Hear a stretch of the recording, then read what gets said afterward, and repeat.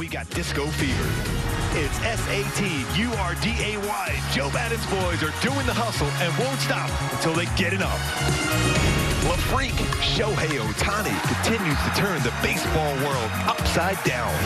The Angels are staying alive and hope to rock the boat as they push towards September, an impossible playoff run.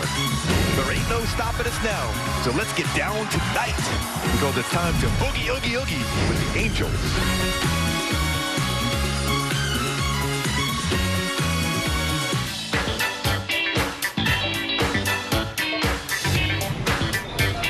Brothers and sisters, it is showtime. Can you dig it? Angels Live brought to you by your Southern California Cadillac dealers. Oh, do I look groovy in my sweet ride, my caddy.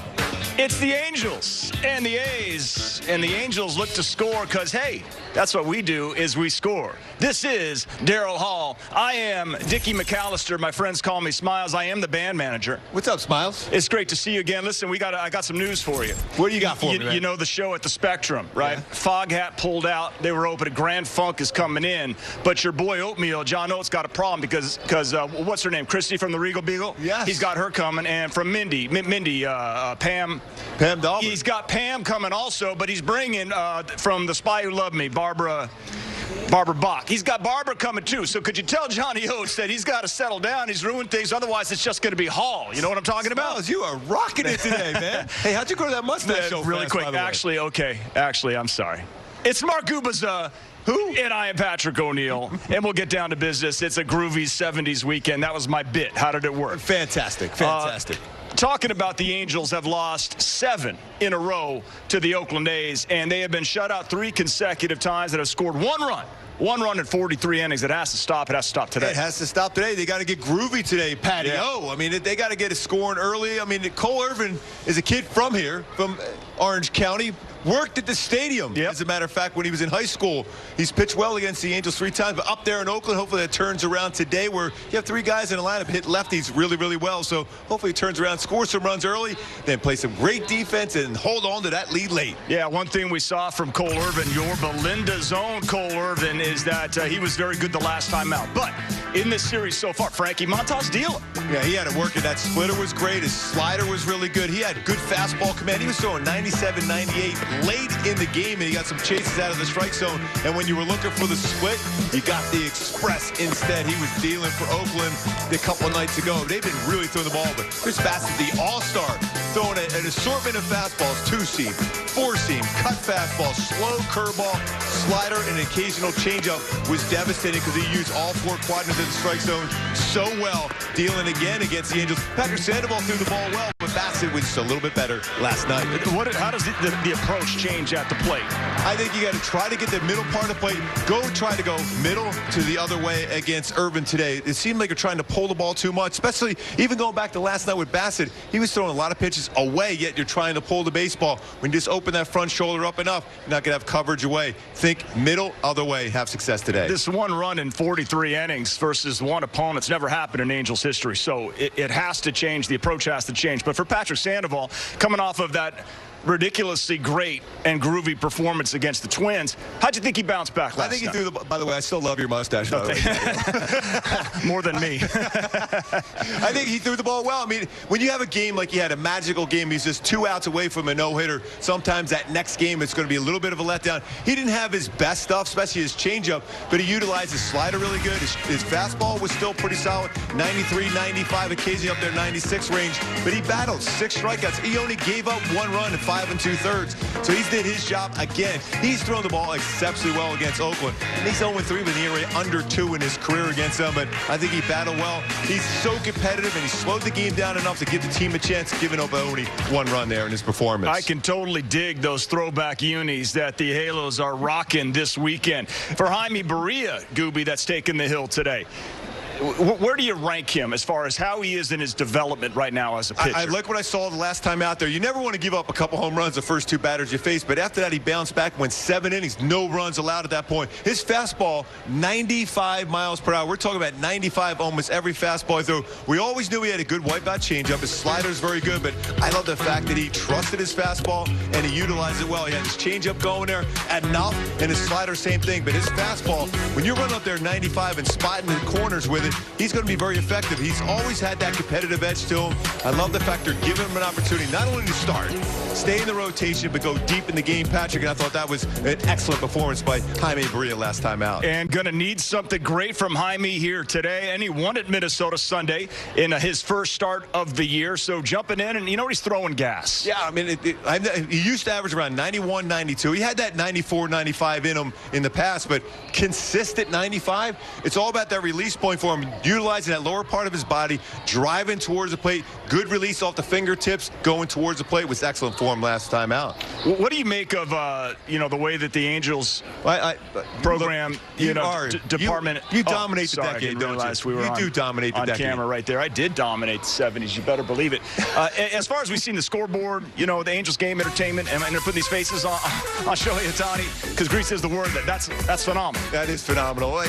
These were some great ones. The Love Boat. I think they did it. Jay up. Don't get me started. That's too good. Yeah, we better not. Oh, look at that. Brandon Martin, you know what? He's perfect for the 70s. And he starts getting Hutch. I mean, he can't get any better than that. And look at Elvis is still in the building. Jose Iglesias, amazing look for him right there. But that was my favorite there. Starsky and Hutch. You had to love that show back in the day. David Soul all day, every single day. Some great moments from the 70s. Clyde Wright. That was a no-hitter. Incredible. Good times. Those unis, those hats. It's the hats. 79 was a magical year for the Halos. Their first postseason appearance in 1979. Frank Tanana bringing the gas. We all know that slow curveball and changeup, but early on in the 70s with the Angels, he was bringing their mid to upper 90s. And getting that final out, right? Hustling over to the bag in 1979, winning that first division for the Angels. And Nolan Ryan, absolutely one of my favorite all-time Angels and pitchers of all time. But let's keep this party rolling. What do you say? Let's go. Let's bring in mi amigo, Jose Mota, who also totally dominated the 70s. How are you? I got you. I'm still going. Don't stop me, please. Just keep it going. I'm not going to stop you. I'm not going to say, take me back to the 70s and some of the very, very best in your opinion. Oh, my goodness. Let me see. I'm going to talk about the uniforms. Okay? Uniform designs in the big leagues took a turn for the better back in the 70s. The polyester, you were able to roll up your sleeves. Gooby, right? It was also cool, the hats. Remember how the Pirates celebrated great acquisitions and, great achievements? Hat Stars, St. Louis Cardinals, Atlanta Braves. I love all that stuff. And also, Patrick, how about the nicknames?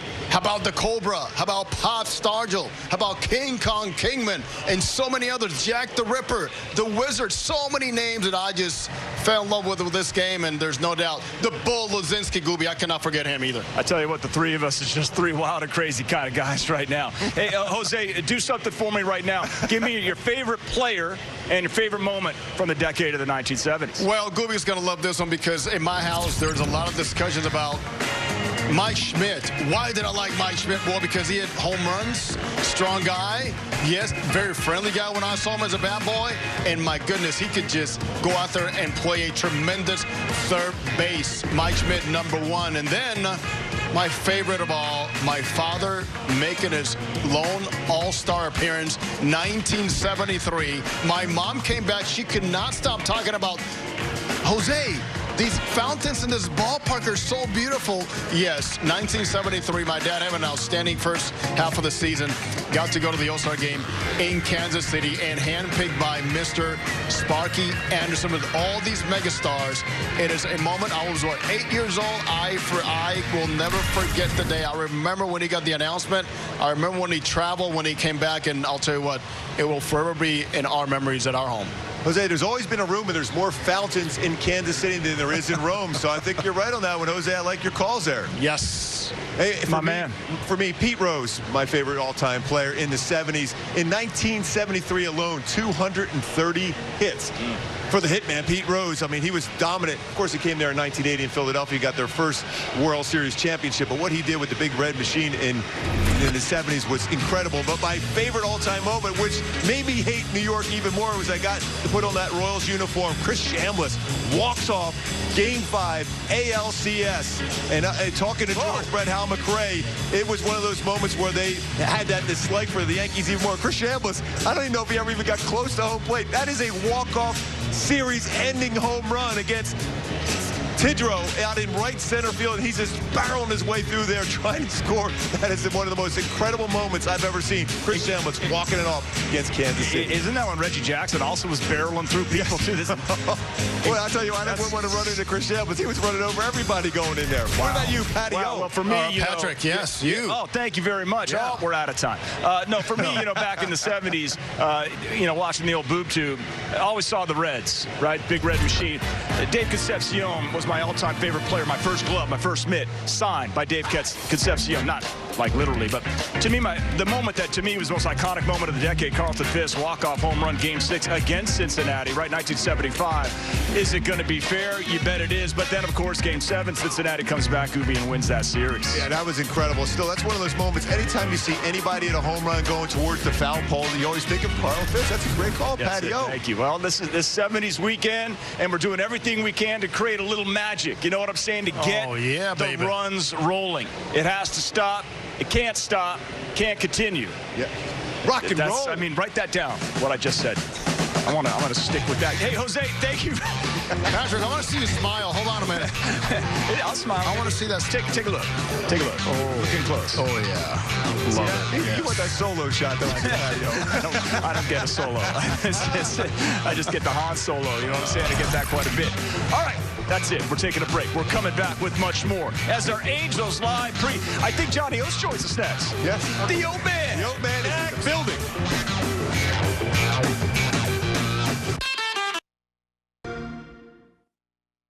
Pardon the interruption to your scheduled content. I've been asked to apologize for changing the game. Apparently, I've been breaking the unwritten rules of baseball. I'm sorry if things got too exciting, and this isn't the game that you remember. But here's the thing. We're never going back. Rated E for everyone. How the Angels got here with all the moves they made. They have a Meet Justin Upton. This is Mike Sosa. He's watching MLB Network. Again, the lineup got deeper. Because that's what baseball fans do. They're deep. They're deep.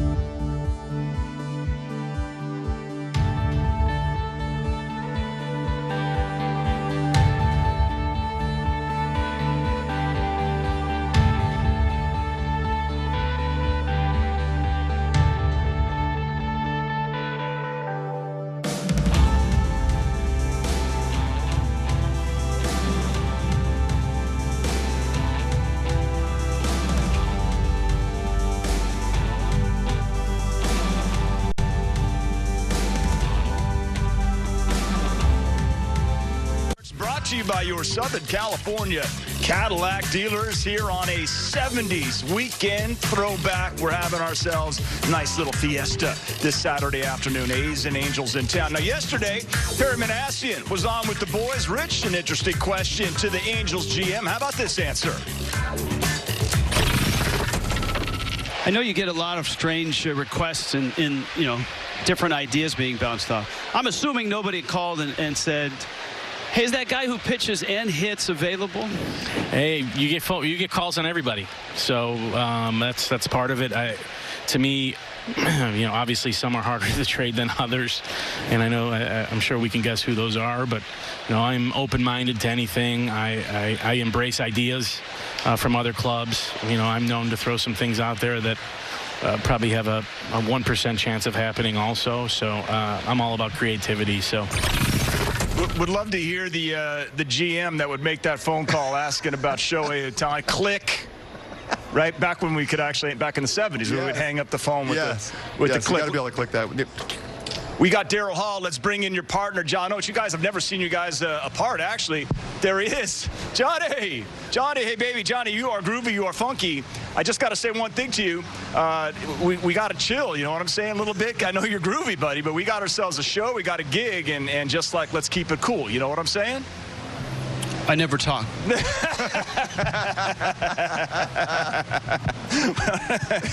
a great Zoolander look, by the way. That's so good. I was Blue Steel before Zoolander. What's up? Rich Walsh, How we that's doing? fantastic. I never talk. It's true. We're going to get Rich Walsh to talk with us a little bit. But that was an interesting question answer you had there with Perry Manassi. Do you think somebody actually literally made a phone call inquiring about Shohei Ohtani? I wouldn't be surprised if one of his general manager buddies sent him a text and said, what do you want for Shohei? And the answer was probably your entire roster and maybe the keys to your ballpark and the naming rights to your third daughter. I mean, I'm sure there were a lot. I'm sure. But he's right. I mean, a good general manager will always ask for a little more. But the asking price for a guy like Ohtani at this point in his career is like, yeah, no. I don't think anybody has anything close to that. Hey, Rich, figuring the all-time trades, we had a really, really busy one. I know you got to. You actually have to talk here now. Yeah, I'll allow you to talk. I'm not going to sing this time around. What is your all-time favorite trade? I know there's a bunch of them the last couple of days. What is your favorite trade as far as big names going? Wow, that's a great question. And I'm making you talk, too, aren't I? I know. You're making me think. Don't make him smile. I don't talk and I don't think. Only Sarah smiles. Very good. No can do. Favorite trade. Oh, boy. You know, I like the ones that the Joel Youngblood one is the one for me because Youngblood got a hit. He was traded during the game in an afternoon, got a hit. Got on a plane, flew to, I believe, Montreal, and then got a hit in Montreal that night for two different teams in the same day. That's my favorite trade. Although it should, for me and for you, Gooby, since we're Hall & Oates, it should have something to do with Philly. So maybe it should be like a Tommy Hutton or a, Dick Ruthven or something like that. Dick Ruthven, yes. I love the way he used to pitch. Let's take a look at some of the blockbuster trades that we have seen at the deadline. Yeah, which one? All right, Rich, which one stands out to you? I remember the Randy Johnson trade because I was, at the time, the pre- and post-host and fill-in play-by-play for the Seattle Mariners. And that was an earth-shaking one, and one that I think the Mariners probably regret making because he would go on to win a bunch more Cy Youngs and all of that. You know, the funny thing is I look at this trades here, and the question you asked me about 2 minutes ago about Ohtani, I don't see anybody on there with the value of Ohtani, because he's so early in his career, and he's doing things that nobody's ever seen. So, yeah, that Johnson trade I remember the most there. I still think CC Sabathia going to the Brewers from Cleveland was incredible because remember he pitched on 3-day rest. He was going to be a free agent, yet he still went out there every 3 days for Milwaukee to get to the postseason. They made the postseason. He threw the ball exceptionally well. For me, that's one of the all-time greats because anytime you're a free agent, you always think, okay, I want to make sure I stay healthy, but he went out there and dominated. Speaking of dominating. He's not talking. Look at him. I just want to say, listen, John, we got the gig in Irvine tonight. We got the Civic tomorrow. And then we got the cross-country trip and Spectrum. I need you on your game. That's it. That's what I'm talking about. And then later tonight, after the show, of course, we got the pad. He was the host with the most back in the day. You better believe it. Coming up, we got some injury updates. Stay right there.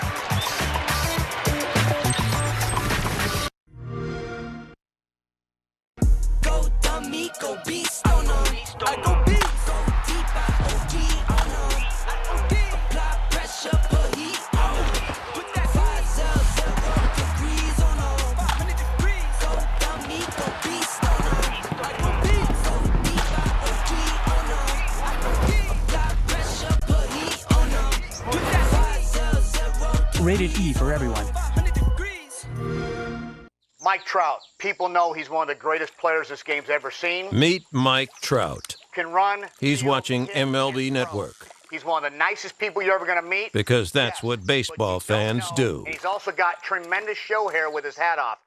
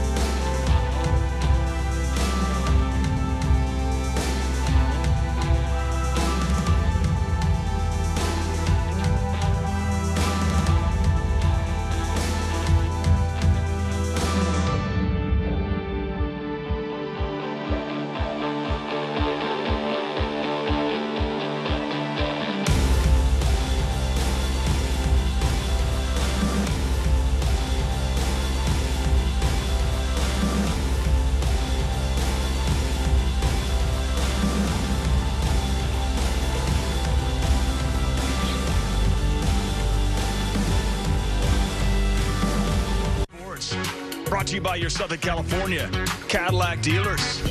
Yeah, that's totally righteous right there. Yeah, totally. David Fletcher out there just grooving, moving and grooving with the fans. 70s throwback weekend. But you know what really bums me out? What does? This right here, the Angels injury update right now. Trouty, Rendon, we realize Cobb, a wrist, 10-day IL. Shohei not going to make the start tomorrow. We're hoping for Monday because, wicked foul ball comes in off his thumb. Not groovy. Yeah, we're still waiting to hear about that. Joe Madden addressed that today. Maybe Monday, maybe a couple days. We'll see. But we're going to see Shohei Ohtani back on the bump again soon, but swinging the bat today. I guess the big question is Mike Trout.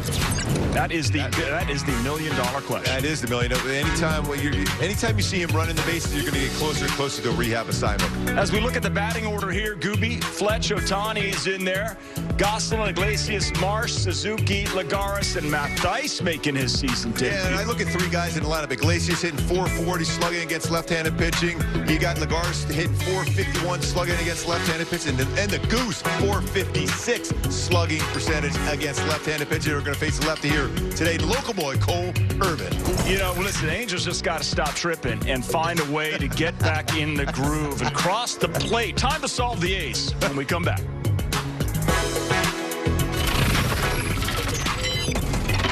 Angels base. I'm Lorenzo Cain, and you can catch me robbing home runs on MLB Tonight. I'm Bill Ripken, and you can catch me talking about those robbed home runs on MLB Tonight. MLB Tonight, where baseball's best players are side by side with TV's best baseball analysts. Hey, Harold, how do you prepare for a big show? Well, I just try to stay positive. Take it one show at a time and treat it just like any other show. How do you feel about the other analysts you work with? It's a great group of guys. We're all on the same page. I'm just happy to be here. What's your prediction for the season? We'll see what happens. It all comes down to execution in the studio. The pro player answers. He's still got it. The analyst of MLB Tonight, answering baseball's toughest questions on MLB Network.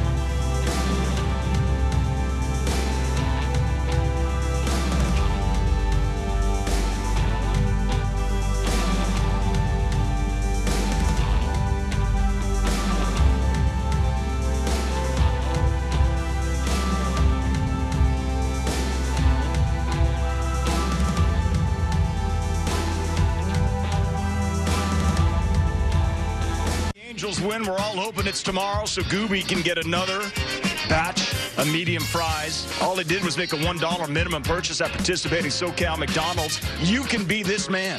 Download and register on the McDonald's app. How good are they? That told the story. Let's flash back a little bit right now. Hot tub time machine. Cole Irvin, your Belinda zone. I just think to face Irvin, Angels bats just got to mellow out. Yeah, they really got to be chill at the plate and not try to pull the baseball. Just stay back and have their groove going on some all-speed pitches. He will throw about 60% fastball. He's throwing 3 starts against the Angels this year, all up in Oakland. The local boy making his first start here at the stadium where he worked for Cole Irvin. He's got a good fastball, changeup, curveball, slider. Love that breakdown. Slap me some skin on that, brother. You got it, bro. Beautiful. All right, so Jaime Barria on the bump for the Angels. We talked about this off the top of the show. This is an important start, and Joe Madden has been very, very clear. Have to play some perfect baseball. They have not scored a run in 3 straight games. 1 run in 43 innings. So today has to be the day. Has to be the day. By the way, you still look fantastic. Oh, you do crush the decade. Yeah, thank you, buddy. I appreciate that. Amigo. Thank you. It's yours. It's yours. Yeah, they got. You know what? They have to go out and try to manufacture some runs. The one good thing, it's a warm day today.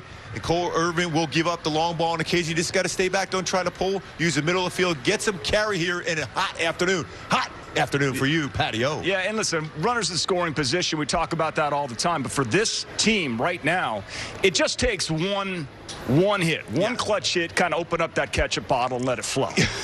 Yes, you get Fletch, get it working there. I think Lagares is going to have a big game today. Just something about what he's going to do. And Suzuki's going to be chilling today. I think he might groove one over the fence today against his former team in Oakland. All right, and one thing to point out also, hot day, warm day. Yes. And ball's going to travel. It's going to travel. And so Ohtani.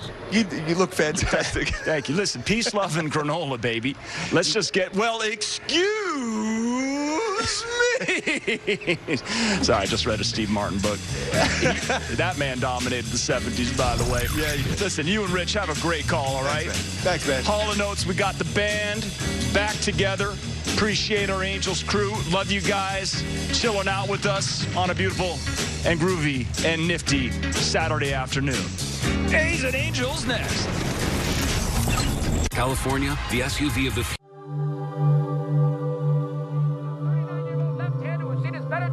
Against a team that's got a bunch of right-handers. Relax and watch High Heat with Christopher Russo, only on MLB Network. How the Angels got here with all the moves they made. They have Meet Justin Upton. He's watching MLB Network. Again, the lineup got deeper. Because that's what baseball fans do. They're deep. They're deep.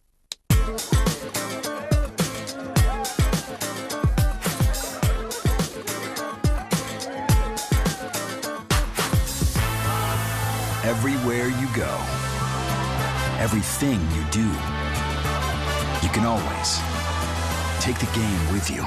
And you can bring your friends.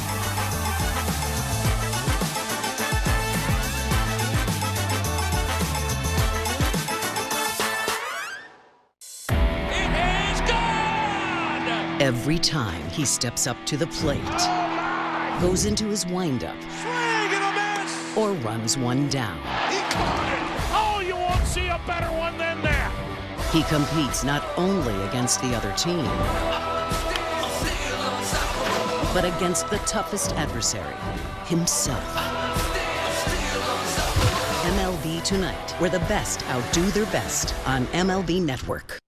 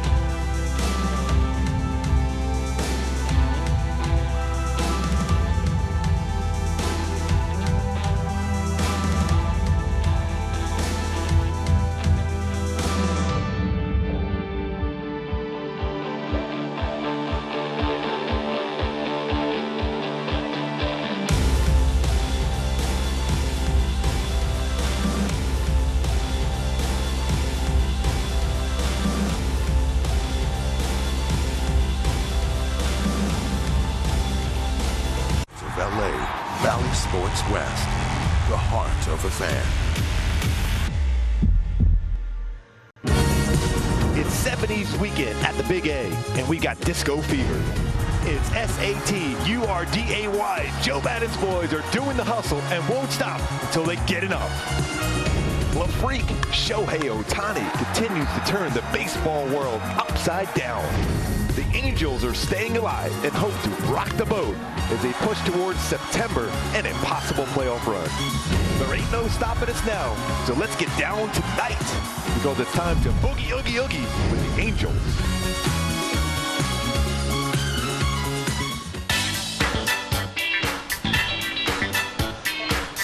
That's right. We are squarely in the 70s this weekend. 70s weekend, Game 3, 4-game set, Angels and Athletics. And to salute Gooby's Philly roots, we are Hall & Oates. And the Angels need to turn the clock back as well, Gooby. They've been shut out twice. They need to go back to 78 and 79 when the Angels were rocking. Rich, the offense has to be groovy early in the game, score often, and keep rolling on that mound today. You got to be rocking and rolling on the mound and play some outstanding defense and pick up the W against Oakland today. Third man in, the king of soul. Let's go to Jose Mota.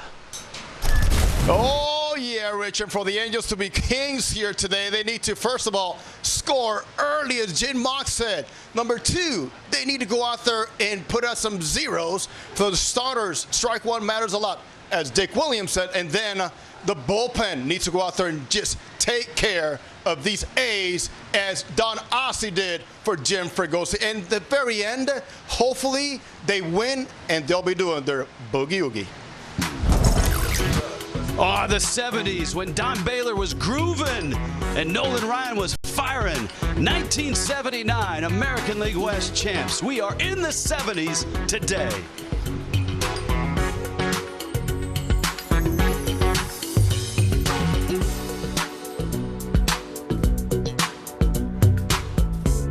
To the track, to the wall. He made the catch. Catch your team. Oh, what a play. My team. He leaps and makes the catch. Every team. As good as it gets. Only on MLB Network.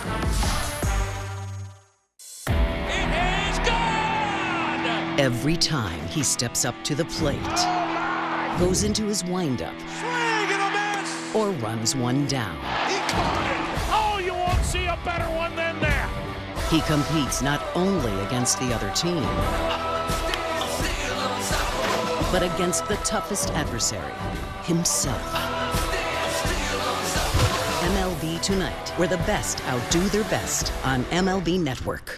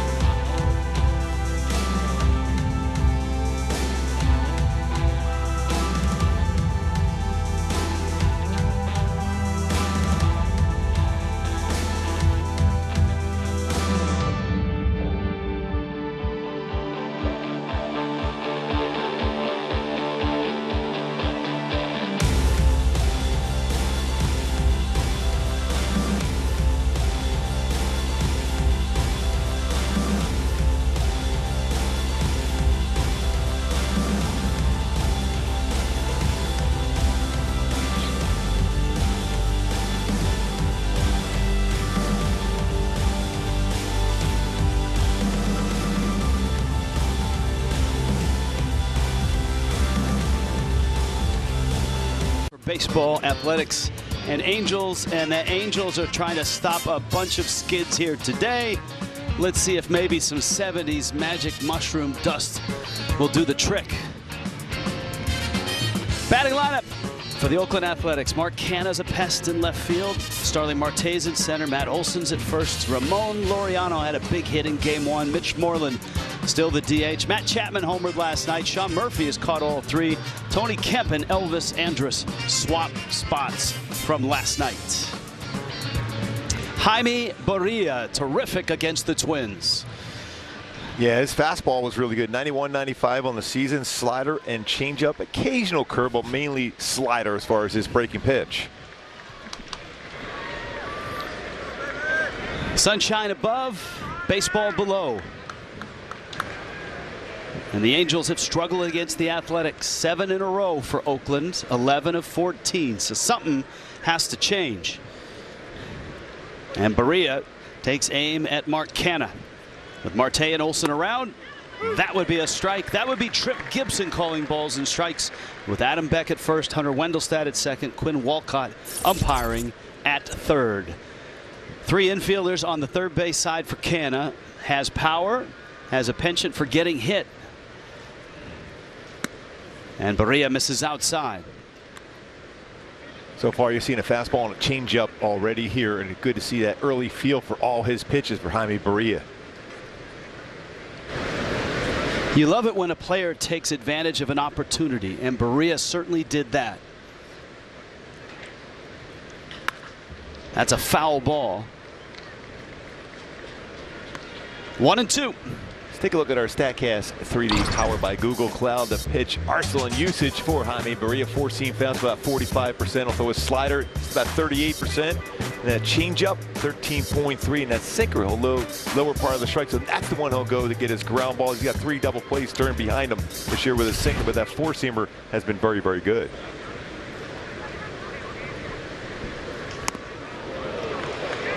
Well, once again, Canna gets hit. Well, we are doing the 70s team, and Don Baylor got hit quite a bit, so he did a Don Baylor there to get hit with that pitch. He's I mean, that's right on the edge, man. I mean, he didn't really lean as much as he did in game 1, but that pitch is not that far inside. And it hits right off the apparatus that he has on his elbow. So Barria has to pitch now with a runner at first and nobody out to open this ball game. Starling Marte recently acquired. He's got speed and he's got power. Barria goes inside on him and it misses. It's 1-0.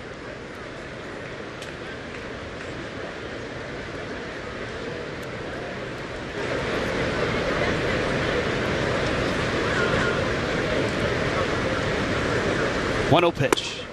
Let's go back to game 1. Dylan Bundy breaking ball. I mean, that one was very obvious. As a home plate umpire, you don't have to give him a hit by pitch. You can keep him in the batter's box there. And then that baseball got away trying to establish the fastball inside, Dylan Bundy said. I think he said he missed his spot by just a little.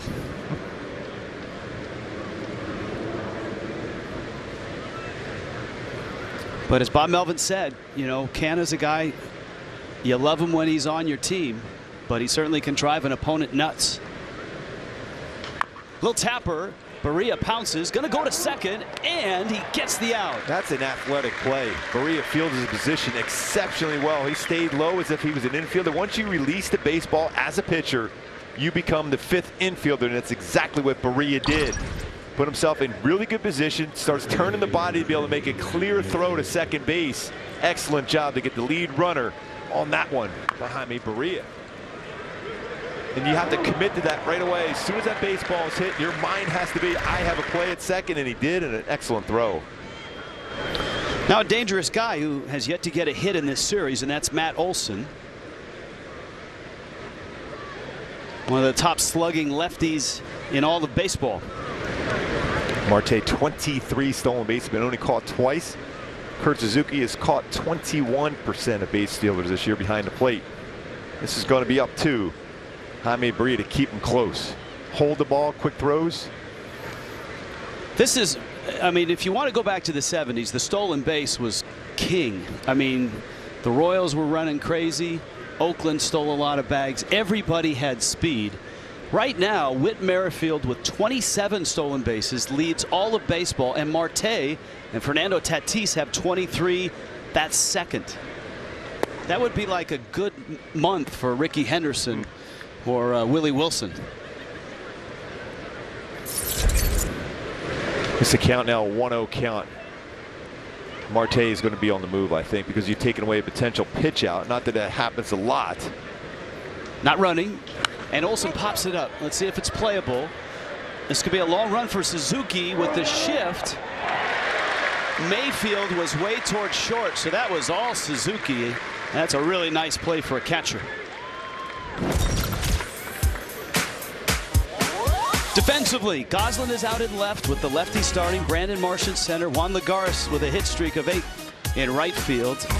Mayfield, Iglesias, David Fletcher, and say hi to Matt Theis, who gets a start at first base, and Suzuki behind the plate. 15 games at first base for Matt Theis in his career, 10 starts. Involved in 8 assists and 4 double plays at first base for Matt Theis. Former first-round pick as a catcher.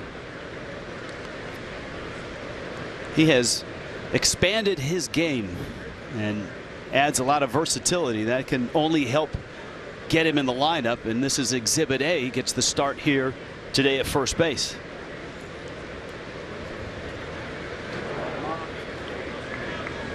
By the way, Ramon Laureano is Sonny and Cher up there on the scoreboard here at the Big A. Is that's pretty fantastic. Ramon Laureano as himself is in the box. The folks here at the Big A have been terrific last night and today with all the 70 stuff. A bluff by Marte and a strike from Barria. Laureano doesn't take a lot of first pitches, but sometimes when you hear that, that is perfect. Sonny at the plate and on the scoreboard. A lot of times Laureano swing at the first pitch, but he heard going and he took the pitch. It ended up being a strike. That was such a great look. Barria is very good against the running game. Career base stealers are just 4 of 11.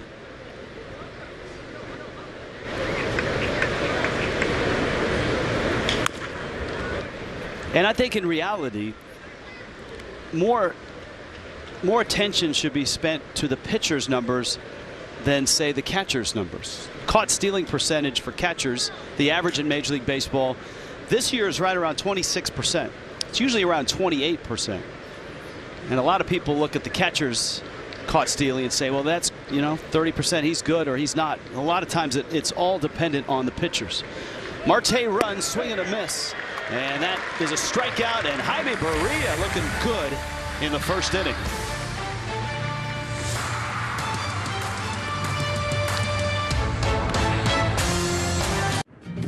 When we started our company, we simply wanted better sheets. But along the way, we've realized that softer, safer, organic cotton does so much more for the planet and for humanity. It helps your home become a force for good, because home is more than just an address. Home is our soul. Boll & Branch, organic sheets, bath, and home. Right now, try for 30 nights risk-free and get free shipping at bollandbranch.com. Nerds. My new money goal? My new money goal? We've got money goals. Buy a place closer to my family down south. Invest in Black-owned companies. Invest in green companies. Invest for my daughter's future and my retirement at the same time. Have a better credit card than her. Whatever your money goals, NerdWallet knows the smartest ways to make them happen. Compare and find the smartest credit cards, mortgages, and investing accounts on NerdWallet. For all your money questions, turn to the nerds.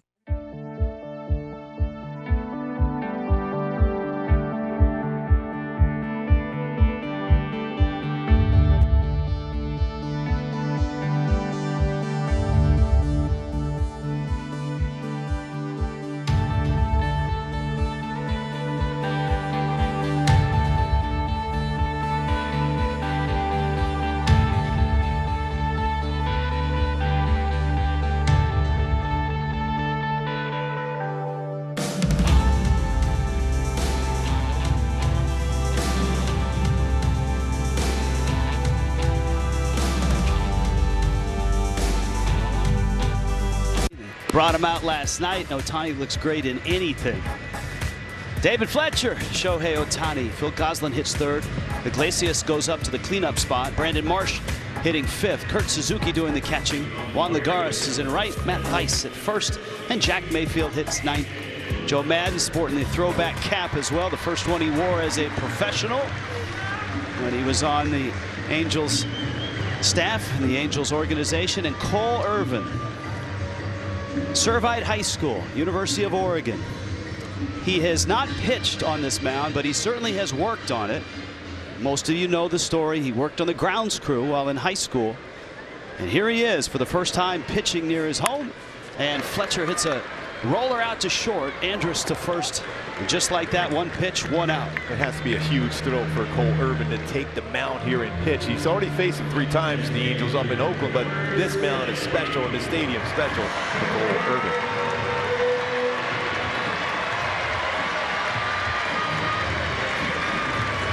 Now Ohtani, runs have been tough to come by lately for the Angels, and especially against Oakland. 43 innings.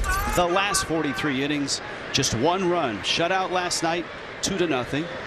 Shutout in game 1, 4-0. And Ohtani 1 for 4 with a single last night. 0 for 1 with 3 walks in game 1. Irvin starts him with a fastball.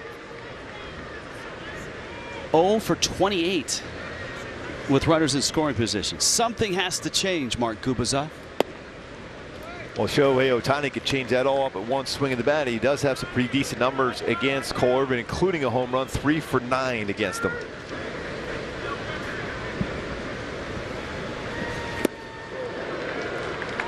He pitches inside pretty well, too. His fastball, he throws about 60% fastball. It's a 2-seam, 4-seam fastball. He will throw that lefty on lefty changeup. Also has a curveball and a slider.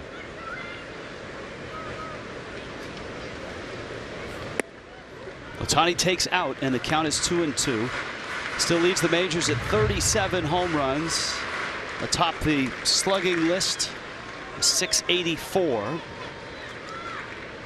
Second in the American League in OPS to Vlad Guerrero Jr., and down he goes. Going to chase 2 changeups below the strike zone and in. In that kind of pull mode of the last few games for Shohei, knowing how important he is to the offense, almost as if he's trying to make sure he drives one in the air instead of to go back to that good, comfortable swing he has where the ball just jumps off his bat. Goslin now, a natural in the lineup against the lefty, but out in left field with Theis getting the start at first base. And Phil takes a fastball up. Iglesias hitting cleanup. Justin Upton has the day off. And you got to think middle to middle away against Irvin. If you're trying to pull the baseball, it's going to be a tough one this afternoon.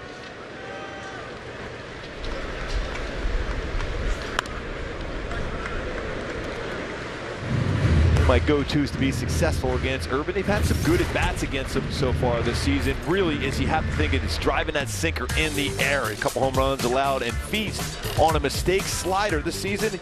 He's allowed 3 home runs on his slider. You got to stay back and try to drive that slider, that mistake one today. 1-2. Goslin fouls that one back.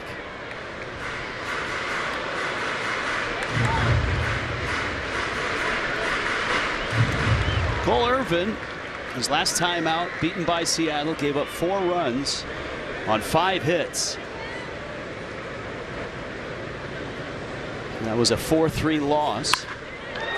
Hit hard. Andrus is there, and Irvin goes 1-2-3 through the first.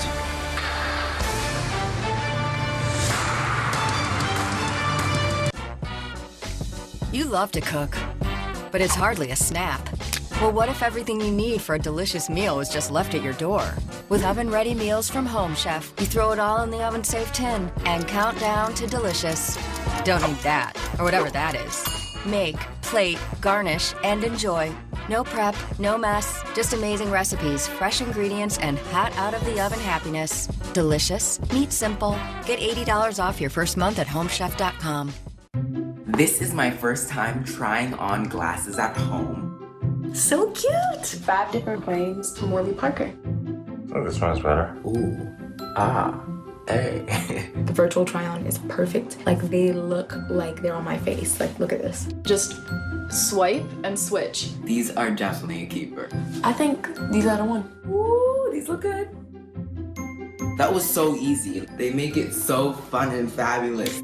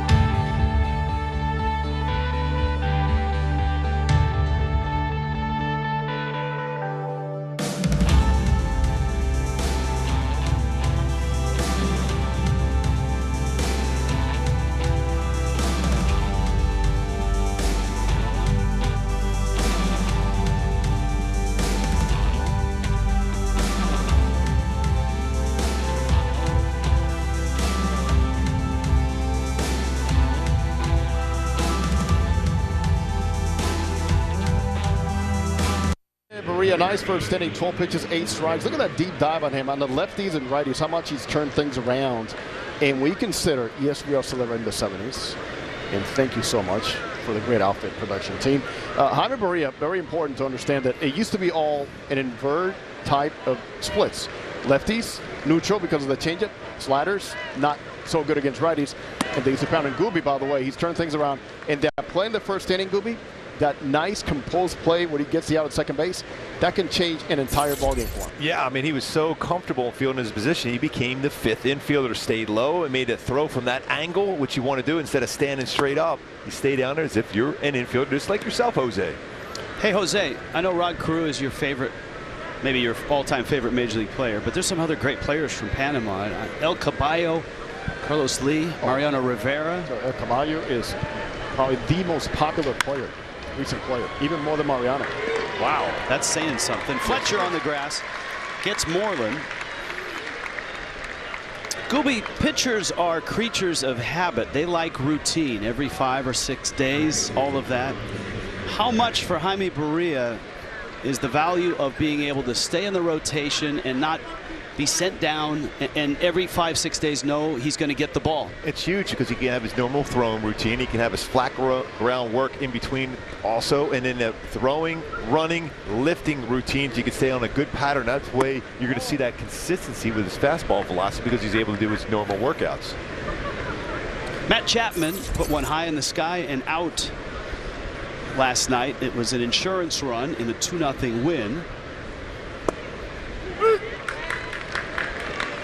Oh, wait, another nice play by Fletch. I mean, that's not an easy play. Anytime anything's hitting the grass in the outfield when you're normally on the infield dirt, so you got to make sure you stay down. It's a longer throw. He has been excellent at second base.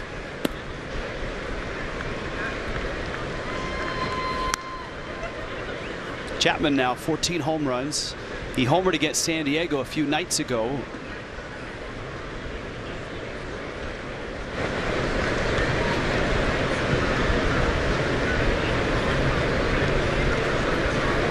Barria's trying to get the Fonz out here today. By the way, that was probably my favorite show in the 70s. Happy Days. Yes, I loved it. Absolutely loved Happy Days. We were a MASH family. That was, we had, you know, we couldn't watch television all day, so we had to pick our programs.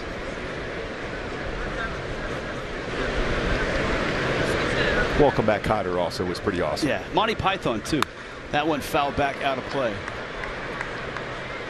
And it's 2-2. Yeah, the numbers for Chapman this year have dipped.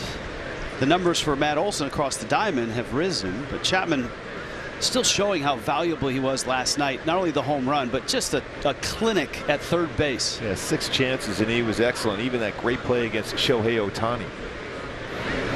And he's been great this entire series defensively at third base. We've seen that over the years.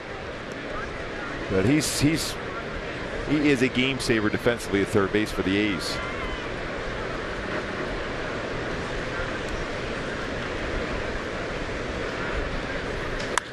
Chapman, same spot. Goslin has room and makes the catch. That was the same trajectory, just about 30 or 40 feet short of where he hit it last night. That's almost like a Mark McGwire type majestic fly ball caught there by the Goose. 1979 was the great year in the 70s for the Angels. They won their first division crown. And here are some of the pop culture. Yeah, Monty Python, Life of Brian, Three's Company. You like that. Now, Led Zeppelin. Yes. And The Knack, My Sharona, was the #1 song as well. All of My Love from Led Zeppelin in Through the Outdoor. And an underrated song, Hot Dog. Every time Led Zeppelin comes on here at the Big A, Mark Kubaza and Mark Langston both stand and salute. Yeah, Langer's Jimmy Page. I'm John Paul Jones. I'm playing the bass guitar. He's playing the lead guitar. Gotcha. Yeah.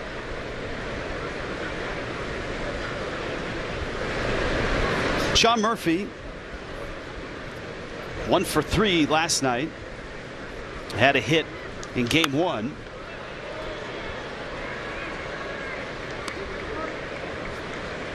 And the count's 1-2. Barria's numbers in Salt Lake City: 10 starts, 3-2, a 4.41 Ernie. And of course, at Minnesota, just 2 runs in 7 innings. And the weird thing about that game, the first 2 hitters of the game hit home runs: Max Kepler and Brent Rooker. And Barria kept it right there. Those were the only 2 runs. 7 innings after that, really. Shutout baseball for 7 innings. When you take away those 2 home runs to start the game, it was very, very good. Pace was great. Velocity on his fastball, excellent. Sharp break to his slider. He's always had that good swing and miss changeup.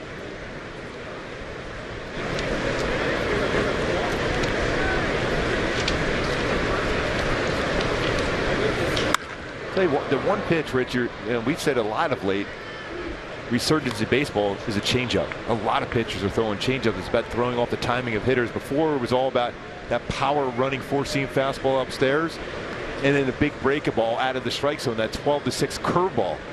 Well, changeups have really been very effective in baseball this year.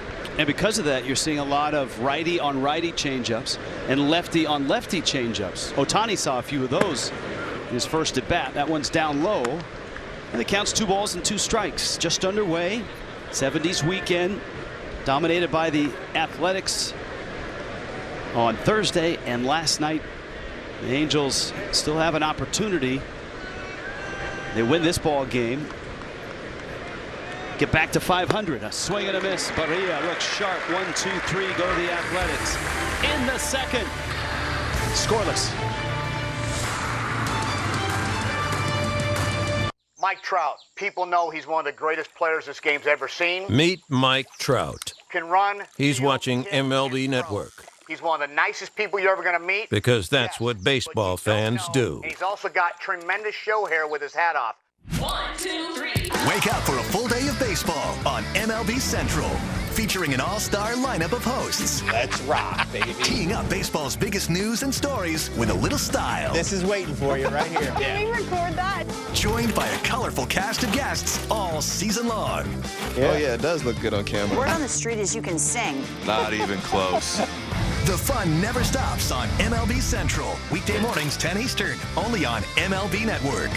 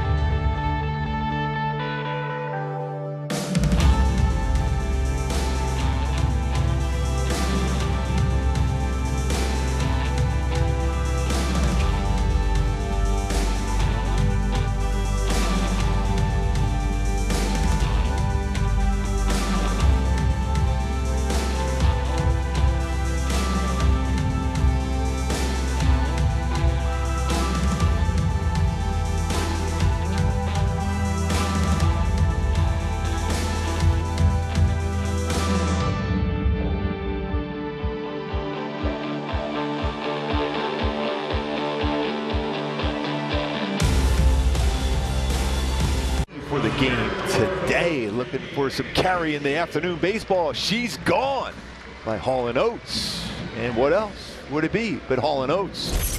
What's up, Mr. Oates? Are you still not talking again? I don't talk. You don't talk? You just listen? You listen about the harmony of my voice? Saying, let's go Halos, get some runs this inning against Cole Irvin? Is that what you're waiting for me to say? Yes. All right. Yes. Yes. Yes. That would be nice. Let's see if Jose Iglesias can get it started. Iglesias with Canna and Marte, and it's Marte with a sunglass full of sun. You can see the reflection right on the lenses here. Makes the catch. Iglesias is out number 1. One thing that Cole Irvin does really, really well is work quickly and throw an economy of pitches. Nobody in the American League is better than he is at the lowest amount of pitches per inning, just 14.5 per inning. That's actually fewest in the majors. Next up is Clayton Kershaw. Kind of reminds you a little bit of a combination of Brent Anderson and Mark Burley, the way he pitches. Mark Burley was just incredible, and he does throw a ton of strikes. See the strike percentages? That's all Major League Baseball numbers.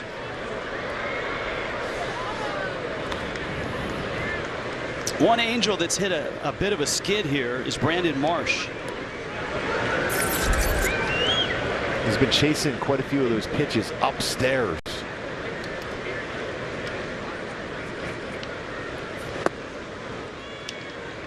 Fastball ran it in, and he swings and misses. 1 for 13 on this homestand. 0 for 7 in this series. You see him trying that same exact pitch that he has had to deal with all series long, as a elevated high fastball. Even though Irvin doesn't throw upper 90s, he can spot his fastball well enough above the strike zone with his four-seamer.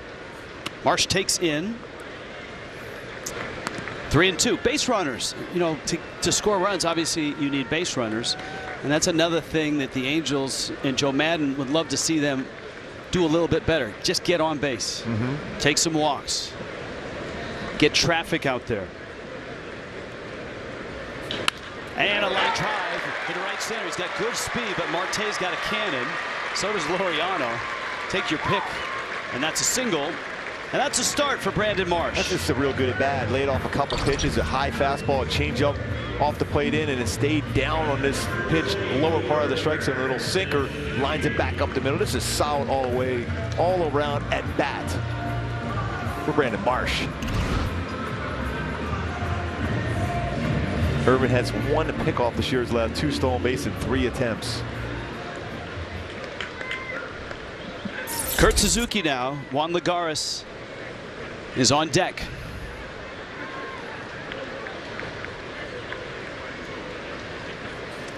Slight shifts on the infield for Suzuki, pretty much straight up in the outfield.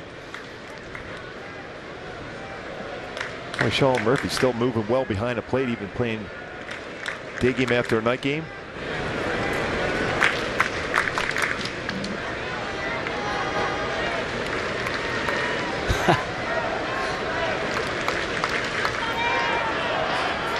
Our research department points out that Brandon Marsh has 8 hits in his career. Now 3 are against Cole Irvin.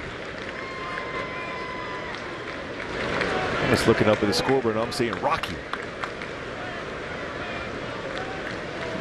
Seeing if Kurt Suzuki with a good cut here. Cut me, Mick.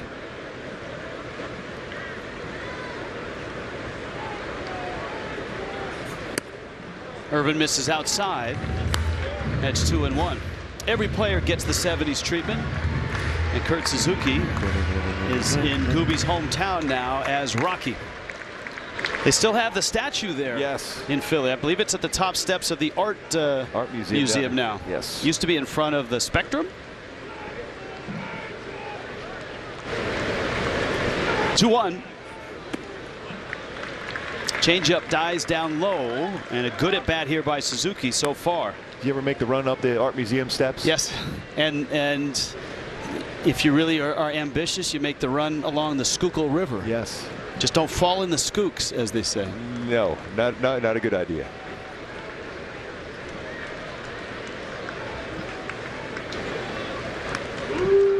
Marsh back in. See, Marsh is going with the high pants and high socks. We talked about that yesterday. What do players do when they're having trouble getting hits and scoring runs? You've got to change stuff up. That's a strike. Up and in on it with a fastball. Generally, he'll throw his fastball 3-1 the righties. Now you might see a changeup. Catches the inside corner. That's a pitch too. If you swing at that, it's going to be a tough one to make contact with. That's a gutsy pitch. 3-1. Hitter looking fastball. Got a fastball, but hit a perfect spot with it. 1 out. 3-2. Foul back. It doesn't look like Marsh has a real good read on Irvin's move. He did not have a big lead there. And Joe Manning will give his base runners, a good base runners, a chance to go 3-2 with one out. But if you're not reading them well, it's no sense to go. You have to make sure you had a good read to be able to make that attempt to try to steal, just in case there's no contact made here by Kurt Suzuki.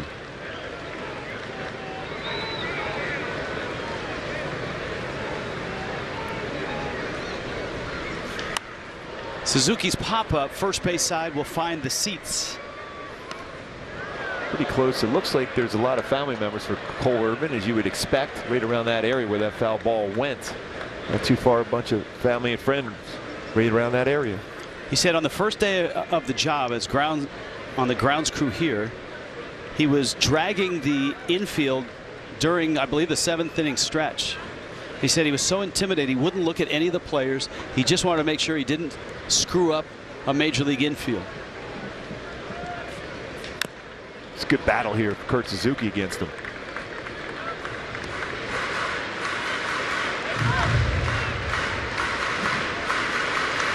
Born in Yorba Linda, Servite class of 2012, University of Oregon Duck.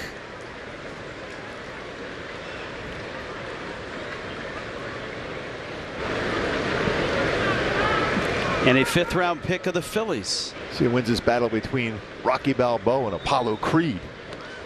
3-2 count. The trade that sent him from the Phillies to Oakland this January was for Cash. Not Dave Cash or Cash Beecham or some player named Cash. It was actually for Cash. And I'd have to say that Oakland got the better end of the deal. Suzuki nails one to left, but Canna is there, and he makes the catch. That's a great at bat, and it ends with a barrel. Unfortunately, it was right at Canna.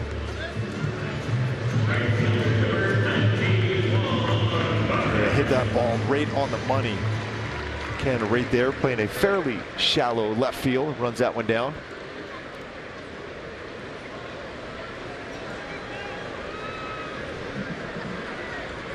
Lagares now. Marsh still at first.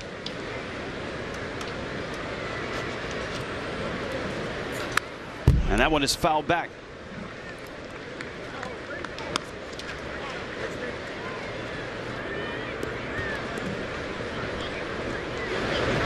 Lagares, even though he's been in and out of the lineup, has been swinging it quite well. That is perfection. Pink Floyd for Juan Lagares. Way to go.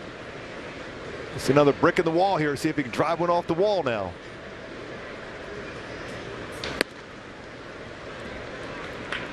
Eight straight games he has a hit in, which is not easy to do when you're coming in and out of the lineup. 10 hits in those 8 games. His longest career streak is 13. Back when he was playing regularly with the Mets in 14. And that one is fouled into the seats.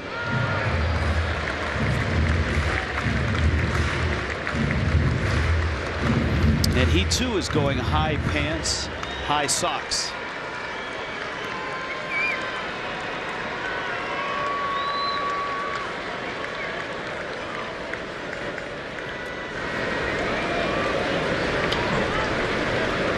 Two down, 1-2. Marsh at first. And he got him with a high fastball, 91. And the Angels are done in the second. Scoreless.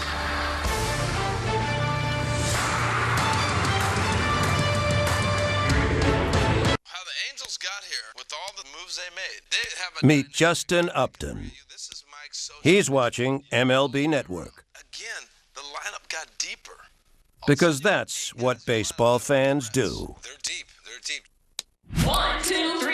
Wake up for a full day of baseball on MLB Central, featuring an all-star lineup of hosts. Let's rock, baby. Teeing up baseball's biggest news and stories with a little style. This is waiting for you right here. Can we record that? Joined by a colorful cast of guests all season long. Yeah. Oh, yeah, it does look good on camera. Word on the street is you can sing. Not even close. The fun never stops on MLB Central. Weekday mornings, 10 Eastern, only on MLB Network.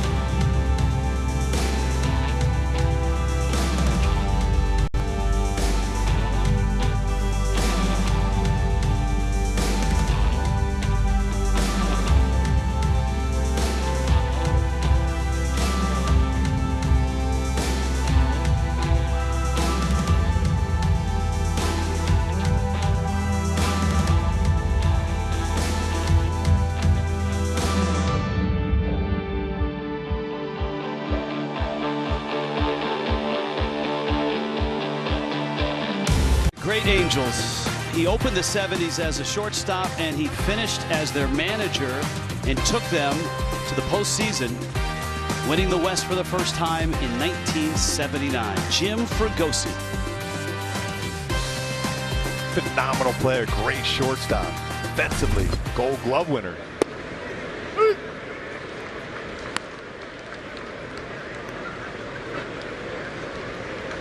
Oakland now in the third. Tony Kemp, Elvis Andrus, top of the order. Mark Canha. Jaime Barria has been sharp. And a little trickler out towards Fletcher. So far, the Angels have done a nice job against Tony Kemp in this series, even though he's had some big numbers against him all season long, but solid pitching against him so far in this series. Angels rotation adjusted yesterday. Reed Detmers will make his major league debut tomorrow. 107 starts. James Kaprielian, local kid, scheduled for Oakland, but he will not pitch tomorrow. Dalton Jeffries is now the probable. Here's Andrus, and he swings and misses. Now, of course, yesterday was supposed to be a Shohei Ohtani start. He was clipped by a foul ball while in the dugout 3 nights ago, and that right thumb is still a bit sore. So they've pushed a start almost day to day. They suspect and hope that he can pitch in the Texas series. Not sure if it's going to be on Monday or Tuesday. Right now he's day to day as a pitcher, but in there full time as a DH. And the communication between Joe Madden and Shohei Ohtani has been excellent this entire season, so he'll let him know right away when that time is right. Mayfield far to his left, makes the throw.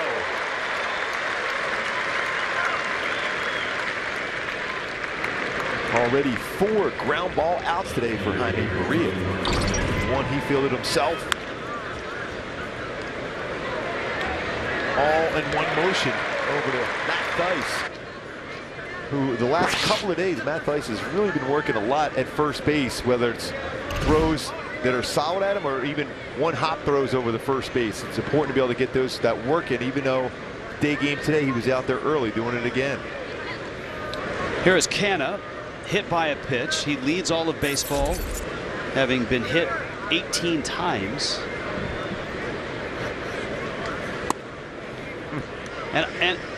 And that's stunning that pitch that far in didn't hit him.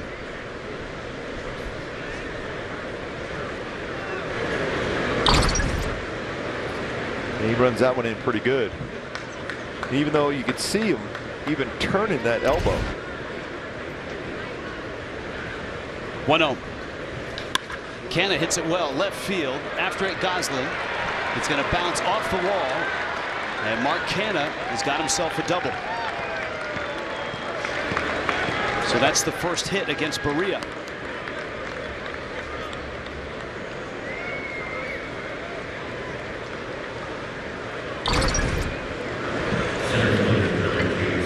It's amazing when you look at his numbers this year against the Angels, Mark Canha. You feel he's hitting about 350. Coming into game 239. Seems like he's on base all the time.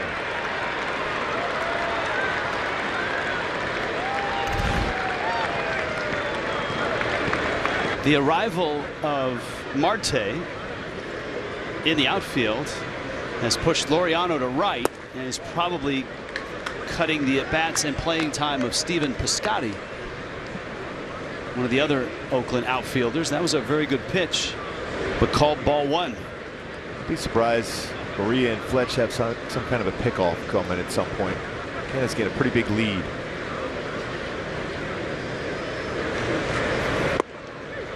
Barria likes to pitch inside. And a lot of times you think, okay, there's 2 outs. Why don't you focus on the hitter? Well, this is a very good hitter at the plate. So you might be able to get through an inning with a pickoff. You just got to have a timing play where Fletcher goes to the base and you read the back of the head of Barria, then you spin around and throw.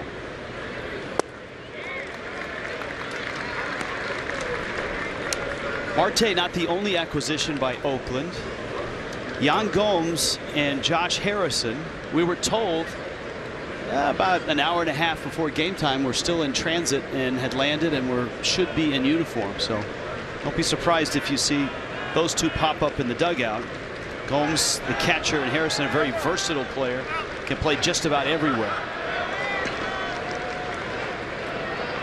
The Angels a couple years ago were interested in bringing Harrison in. He's a solid player. You mentioned he played in a number of different positions and good quality at bats.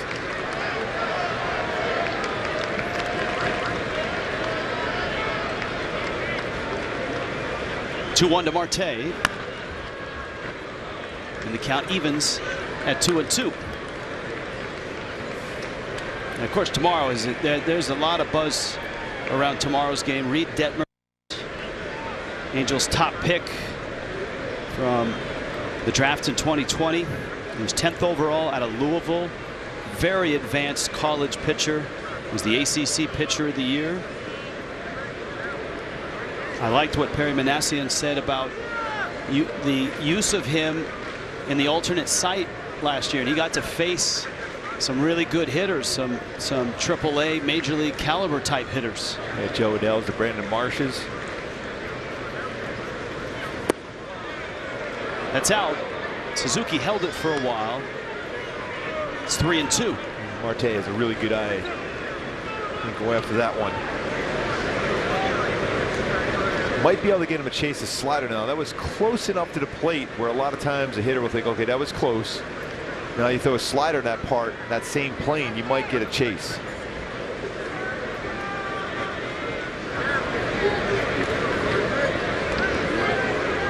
Marte steps out, Barria steps off.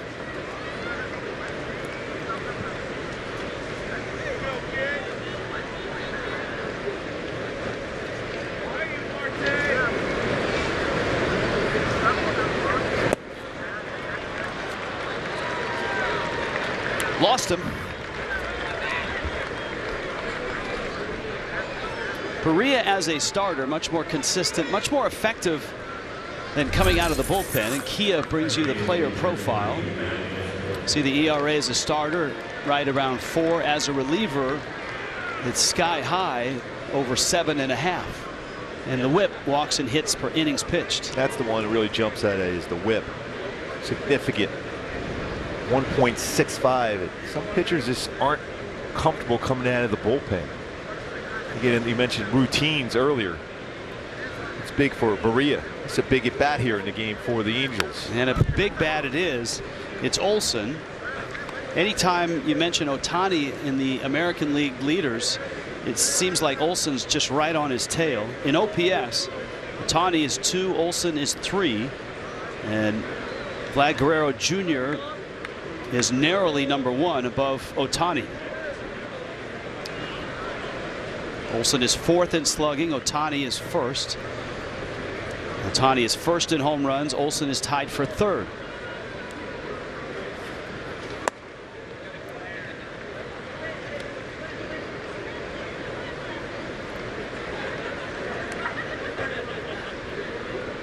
Ball and a strike. David Fletcher is a good 15, 20 feet out on the outfield grass. Iglesias pulled over first base side a second. Pop up. Fighting the sun. Suzuki makes the play. Nicely done by Suzuki and Barria to get out of the third.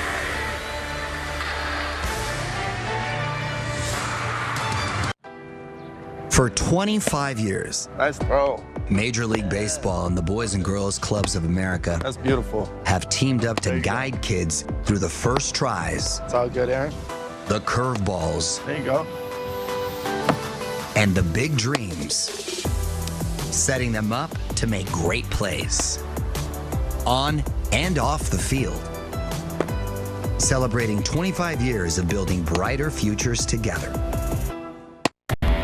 Every time he takes the field, he competes not only against the other team, but against the toughest adversary, himself. MLB Tonight, where the best outdo their best on MLB Network.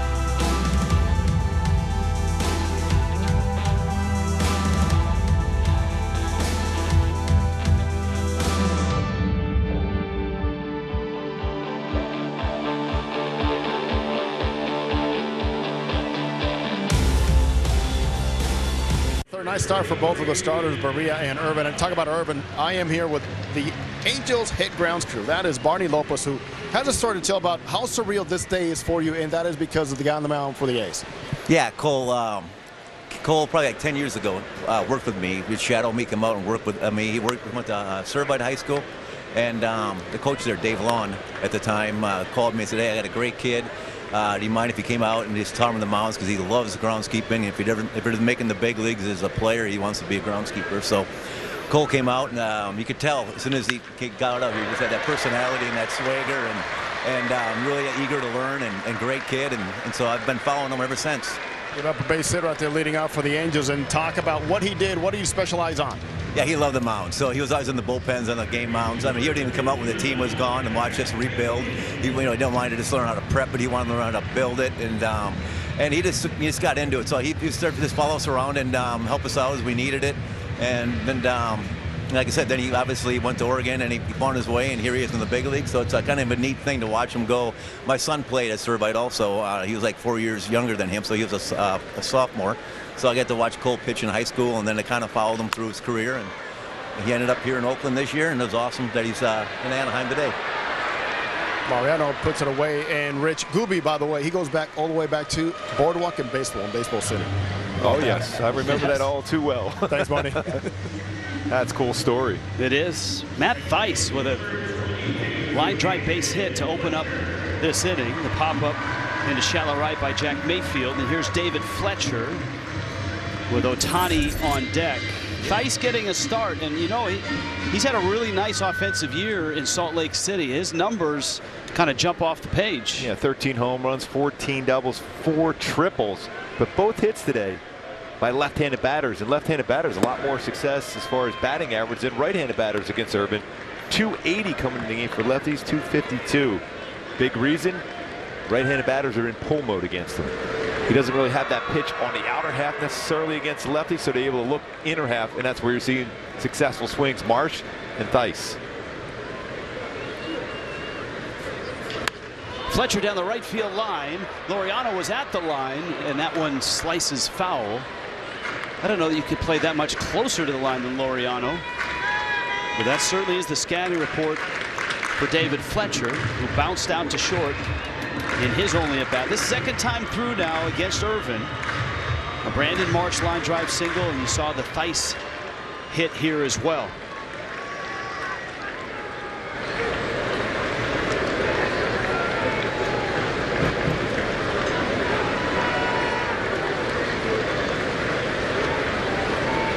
Fletcher's also on top, and he's been on top of a lot of lists. Number of hits, batting average, 120 hits this season. He's fallen down to 3rd in the American League.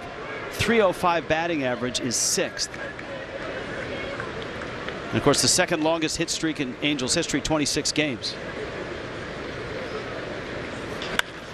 That, oh, is foul. That's vintage Fletcher. Slide that back foot, close the front side, and hit a seed down the line. And that just went foul.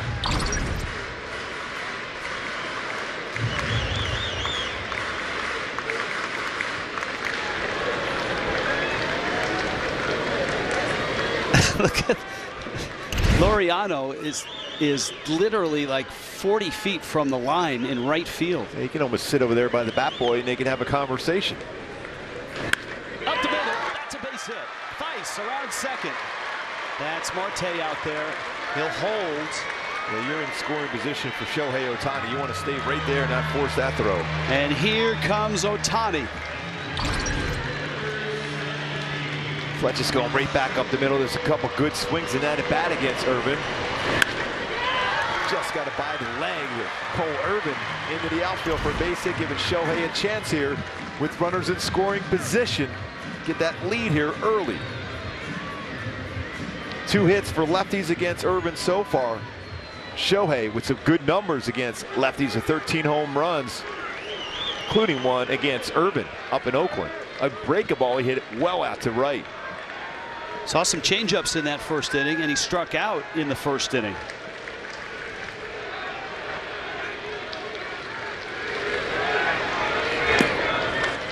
One and 0.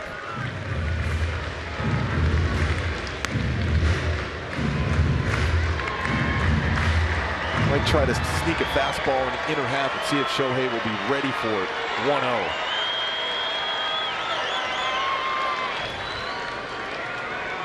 Theis opened with a single. Fletcher a 1-out base hit.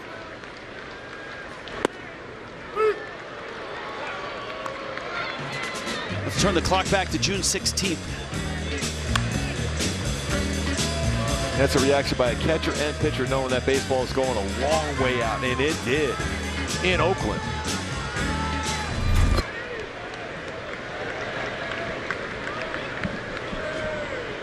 Ohtani, base hit in the gap.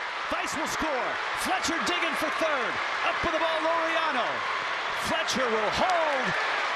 The Angels have a run, and Ohtani has a double. Just the right guy you want up there to do the damage. And Shohei, 23 doubles, 82 RBIs, another extra base hit for Showtime. And 3 hits versus the lefty. Fastball, hard of the plate, stayed back. Not a lot of movement in that lower part of his body, and used his hands and hits a rocket.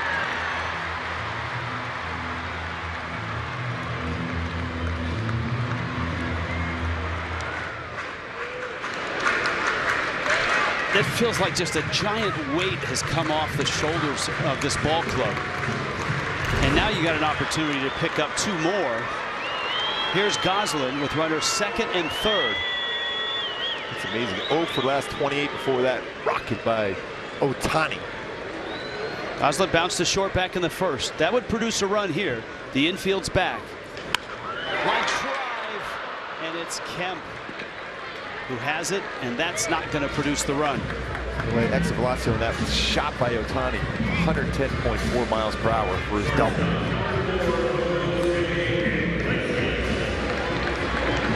Now Iglesias. This is a huge at bat now for Iglesias. Got to get this guy home, or both.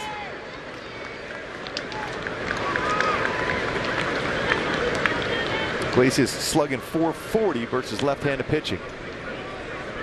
Coming into the game. Irvin out in front.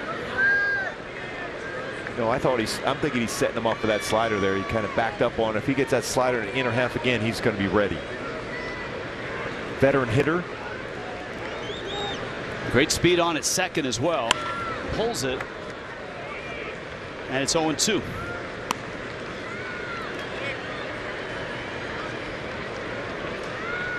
One for 9 in this series.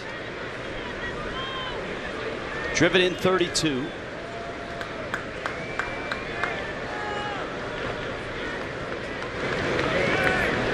As usual, infield is straight up against Iglesias. Outfield as well. Great arms in this outfield, especially in center and in right. And Canna is pretty good in left as well. This is one of the best throwing outfields, I believe, in all of baseball. It would be fun to base hit in the outfield just to watch Shohei Ohtani run. His base running skills have improved tremendously this year. His angles he takes, the way he cuts around the corner of the base, good secondary leads, ready to score on a base hit. Slow ground ball. Andrus makes the play and just gets him. Angels will have to settle for one, but it's one. Ohtani. Angels up 1-0. I'm Lorenzo Cain, and you can catch me robbing home runs on MLB Tonight. I'm Bill Ripken, and you can catch me talking about those robbed home runs on MLB Tonight. MLB Tonight, where baseball's best players are side by side with TV's best baseball analysts. Go dummy, go beast on them. I go beast. Go deep, I OD on them. Apply pressure, put heat on them. Put that 500 degrees on them. 500 degrees. Go dummy, go beast on them. I go beast. Go deep, I OD on them. Apply pressure, put heat on them. Put that 500. Rated E for everyone.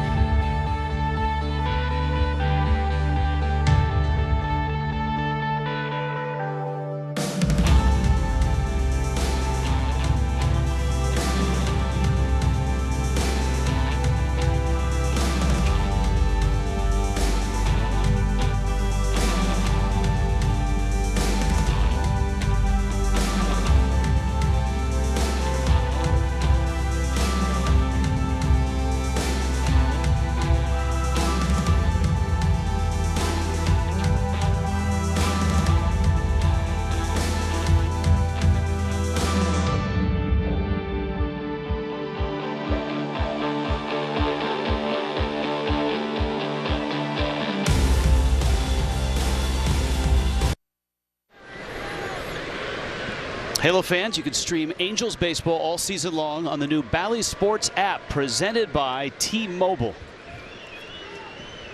Shohei Ohtani double. Angels on the board first here, onto the fourth.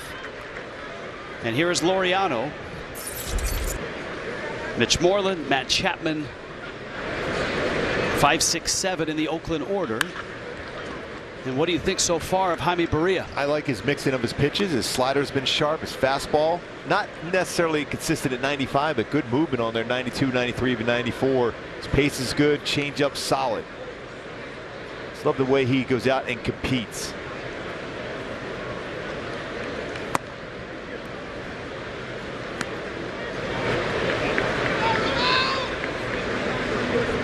Last year in a game, he had 7 strikeouts, and they all came on a slider. He's got to go in a late break to it.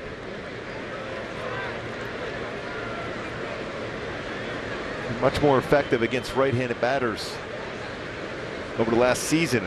Prior to that, right-handed batters had success against him because he wasn't able to get the fastball in to set up the slider away.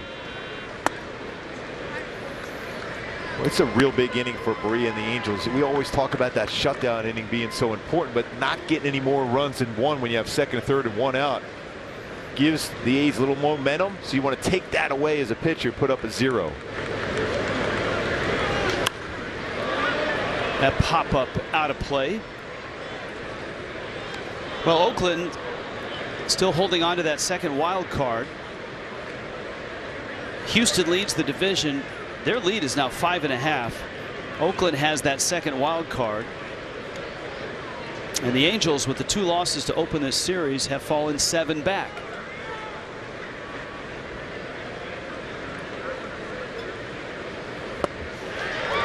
Got him. The 2-seam fastball underneath the hands with movement. That's twice now he's got Laureano out swinging. Good job as far as staying on top. You get a good view of this one. On top of it, allows him to run that 2-seamer and sink it in off the plate for a strikeout.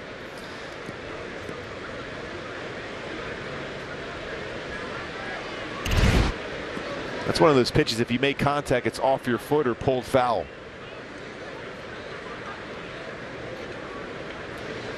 Mitch Moreland now takes a strike. The bad news right now for the Angels is they're 7 back in the wild card. The good news is they win this game, they're 6 back. And if they win tomorrow after winning today, it's back to 5 back. Well, they play a number of these teams head to head, so you just got to take care of business. You've had some opportunities, even when you go back to that series up in Oakland. Kind of went away late in a lot of those games, but you still have 3 more games with Oakland down the road here too. You have a number of games. You have 4 with the Yankees. You have a big series coming up, including a doubleheader against Toronto, Seattle 6 more times. So if you play well against the teams you have to beat, yeah, there's your shot. You saw that note on Moreland. He has won a Gold Glove at first base. It's not often that a team has 2 first basemen that have won Gold Gloves, because that's an award oftentimes is dominated by one guy for a period of time.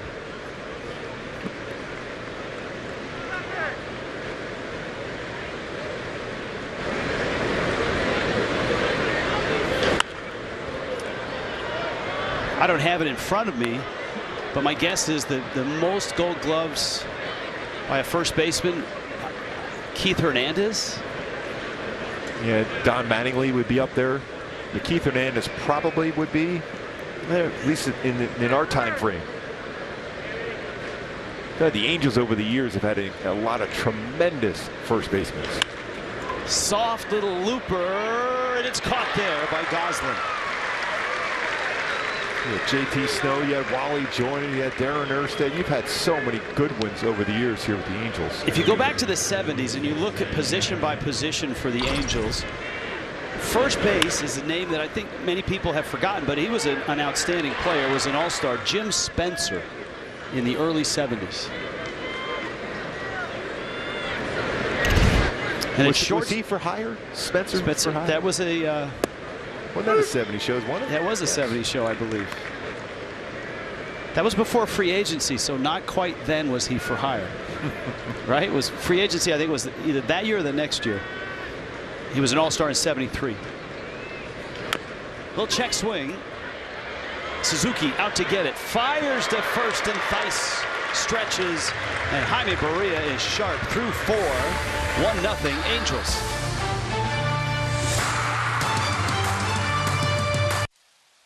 We invented a new way to win. With sugarcane, merino wool, and eucalyptus trees. Natural materials that give our shoes the strength and the speed to compete. Because when nature wins, we all win. Introducing the Dasher by Allbirds. Run hard, tread light. Nerds! Oh, thanks.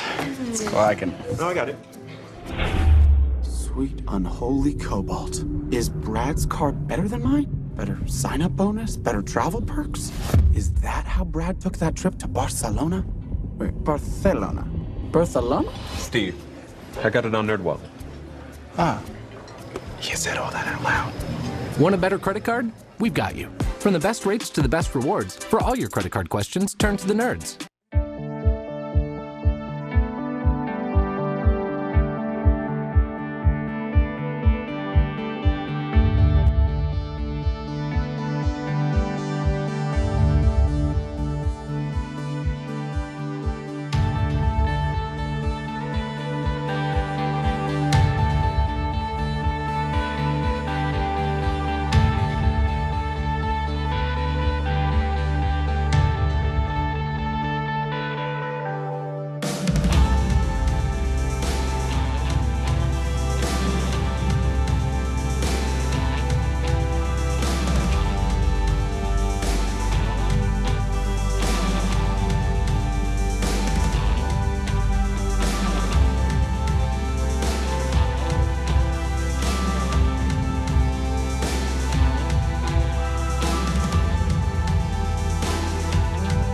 David Fletcher, such a great all-around player. Now it's time for a Land Rover above and beyond. A ground ball here, a little tapper in front of the plate with Kurt Suzuki fielding this ground ball and a high throw. But look what David Fletcher's going. He's there for backup just in case.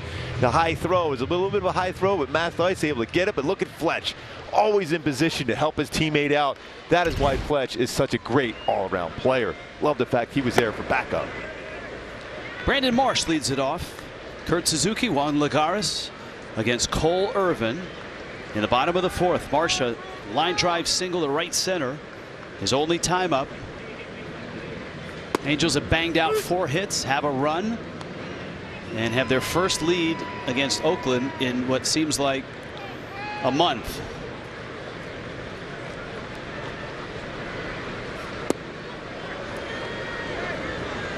Good take on that one.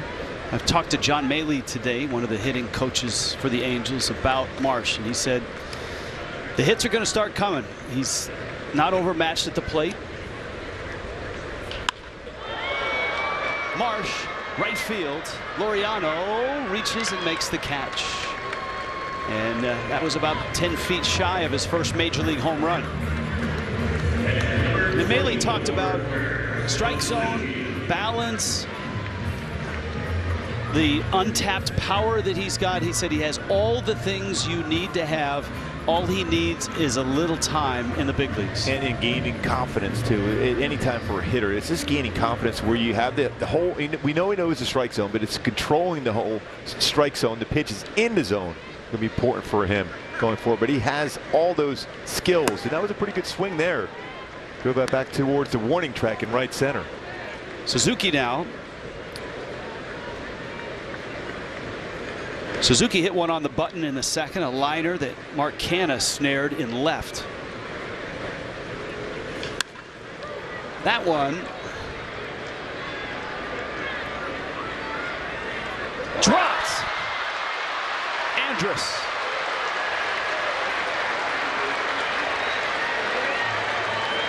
Tough sun field today, and you can see it all over his glasses.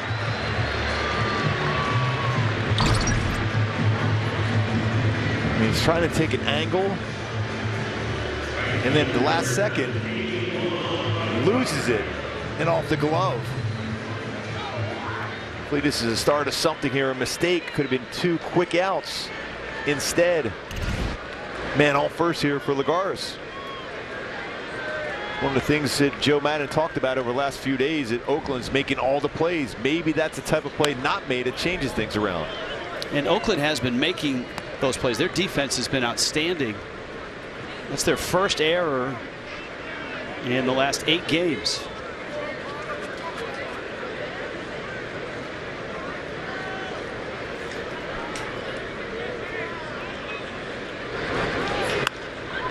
Lagares kind of got tied up. This is a tough play. Kemp and Marte, and it's Marte who makes the catch.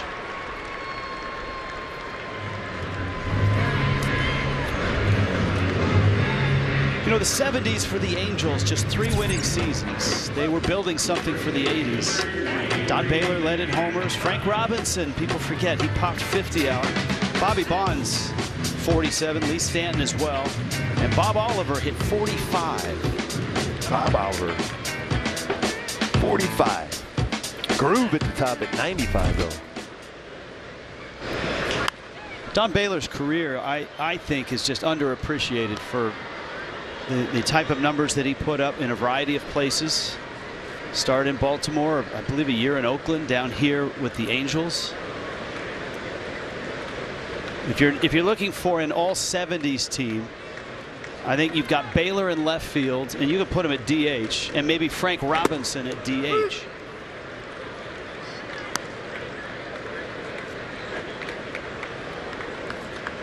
He's a winner also. He was on some World Series championship clubs.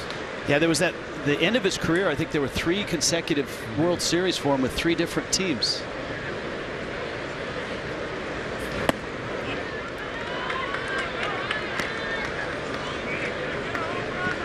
Well, this guy really got into one. Matt Thaiss hit a BB into right for a hit.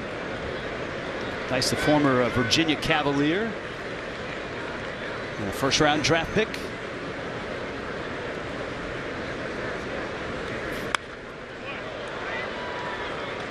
Wow, what a play.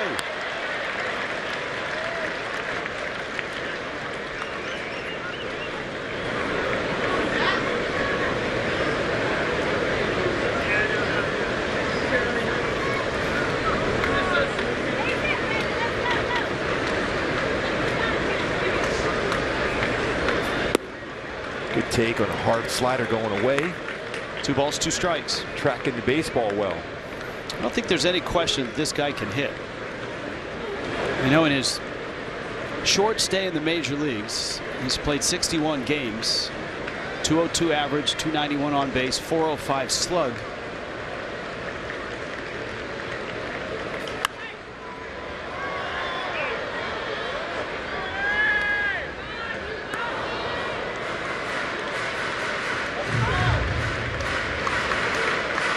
In Salt Lake, he played 65 games this year, 13 homers.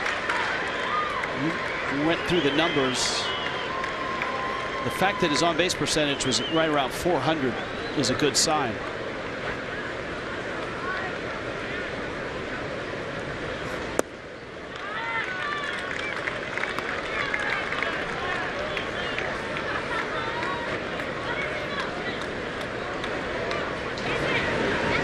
Mayfield on deck. Thaiss at the plate. Suzuki the runner at first. Olsen is playing behind him, and the infield is really playing Thaiss to pull. That's out. That's a pretty close pitch. The Great Groove, that was a terrific nickname for him. Angels from 77 through 82. 79, he was the MVP. Inducted into the Hall of Fame in 1990.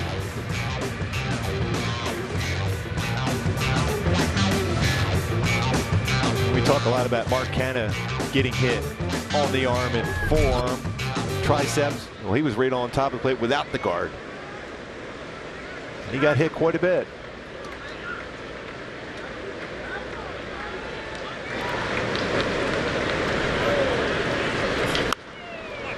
Now Mayfield.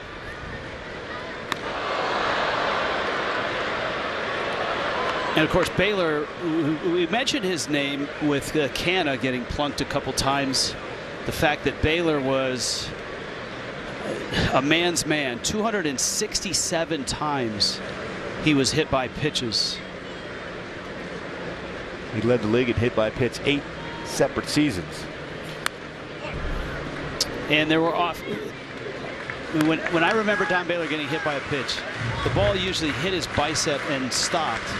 And at times Don would pick it up and hand it to the catcher and not even flinch. I think the baseball at times would say, I'd apologize to Don Baylor for hitting him.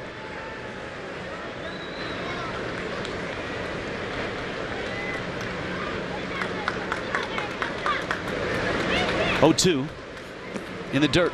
Another opportunity here. Angels in the 3rd inning got an RBI double by Shohei Ohtani and had 2nd and 3rd and 1 out. Phil Gosselin hit a soft line drive to the second baseman Tony Kemp. The infield was back, and then Iglesias bounced to Andrus at short. That's Suzuki. That's Theis. And this a 1-2 to Mayfield, who fouls it back. Well, like we said in the opening, score early, and then you got to add on. Here's a chance to add on with the help of Oakland, a walk and an error in this inning. Mayfield a chance to drive in a run. Then you have the top of the order with David Fletcher coming up next.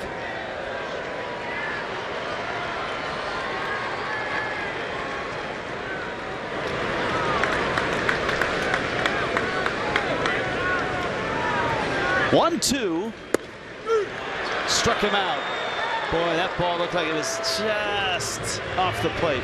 Right on the edge. It's 1-0 Angels.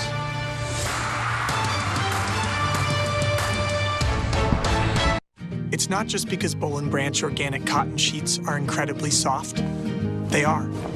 And it's not just that they're free from toxins and made by people who are paid and treated fairly. That's true too. It's because home is where the magic happens. And with better sheets made in safer ways, home makes the world a better place. Boll & Branch. Right now, try for 30 nights risk-free and get free shipping at bollandbranch.com. I was super nervous to have this conversation about experiencing erectile dysfunction. I didn't want her to think for a single second that it had anything to do with how much I loved her, how beautiful I think she is, because it couldn't have been further from the truth. And what started as a conversation that I was super nervous to have ended up being one that I couldn't be more grateful that we did. It just unlocked a whole new level of trust and intimacy. Just be super open, super honest, and it's gonna be an amazing conversation.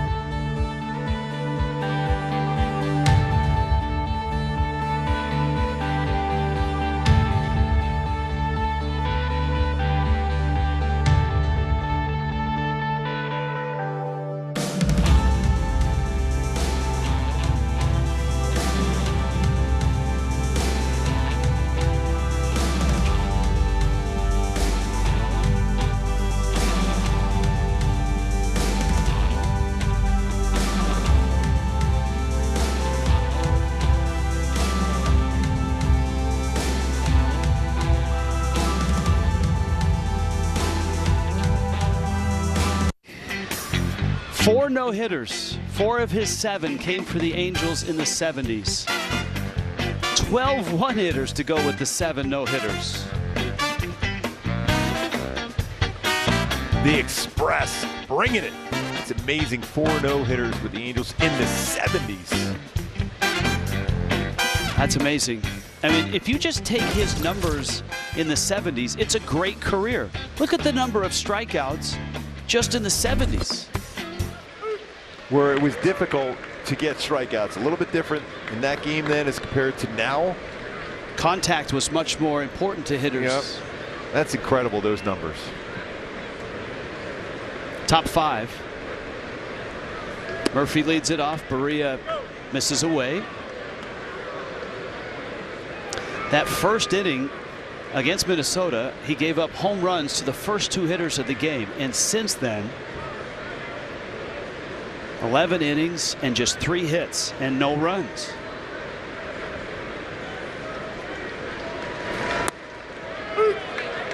One and 2.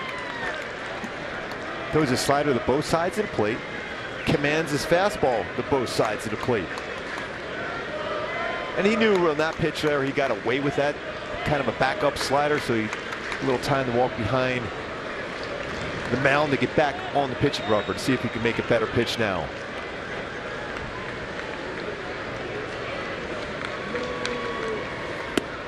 Ooh, he did. Oh, that's a good pitch. That just missed. And Barria. Jack Mayfield's going, All right, I got called on a very similar pitch, just about a sliver of baseball maybe off a corner.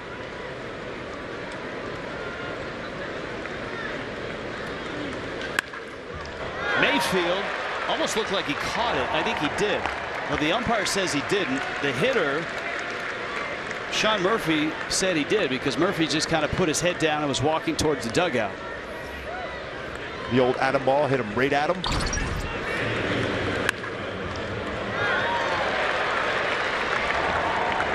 You always got to make sure that just in case the umpire calls that on the ground, that you make the throw.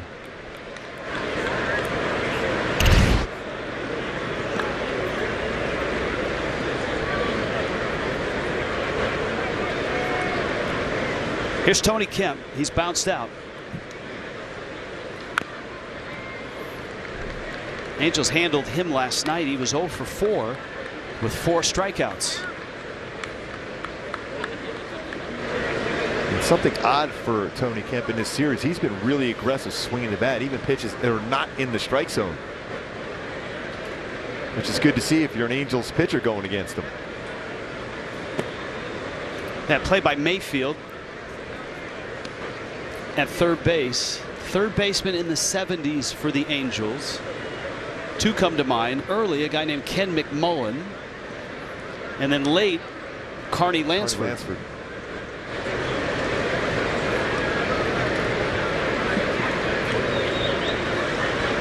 Well, he was a lot bigger than you think. Sometimes you don't realize how big and strong Carney Lansford was as a player. He did not have a powerful swing, but he was a great hitter. Won a batting title and choked up. Big contact guy, and oftentimes found himself near the top of the order, sometimes even leading off. Roller, nice job by Barria to let that ball go, and Iglesias throws him out. Great point, Rich. What he did is as a pitcher should do, because that mound right there, that's your home. You look back where your infielders are set up behind you, and if you reach back and deflect that, then it could end up being an infield hit. But he realized where Iglesias was set up, brings the glove back, much easier play for him. Knows he's right there. 6-3. So often, I know as pitchers you want to field everything, but when your defensive guys are set up right behind you like that, you let it go, whether it's your backhand or glove side, depending on where your infielder's set up. Now this time, backhand, you have to make the play. Glove side, where you look back where Fletch is at, that's when you let it go. Here's Elvis Andrus.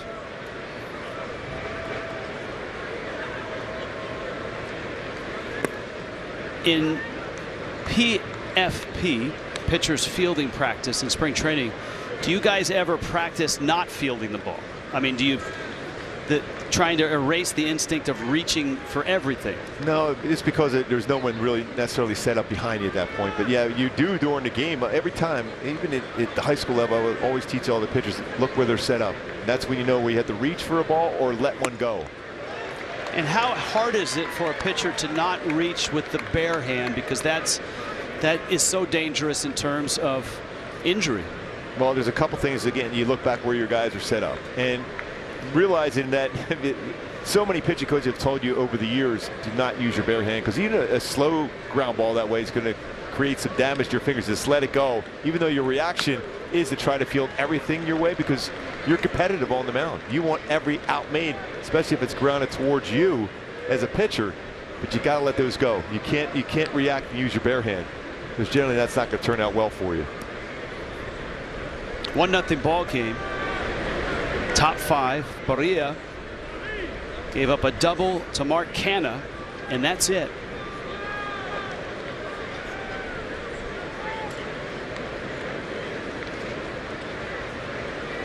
Check swing. He lets that one go. Iglesias. How about that? Smart, because if he makes that play, that's going to be a difficult throw. Hold the glove back.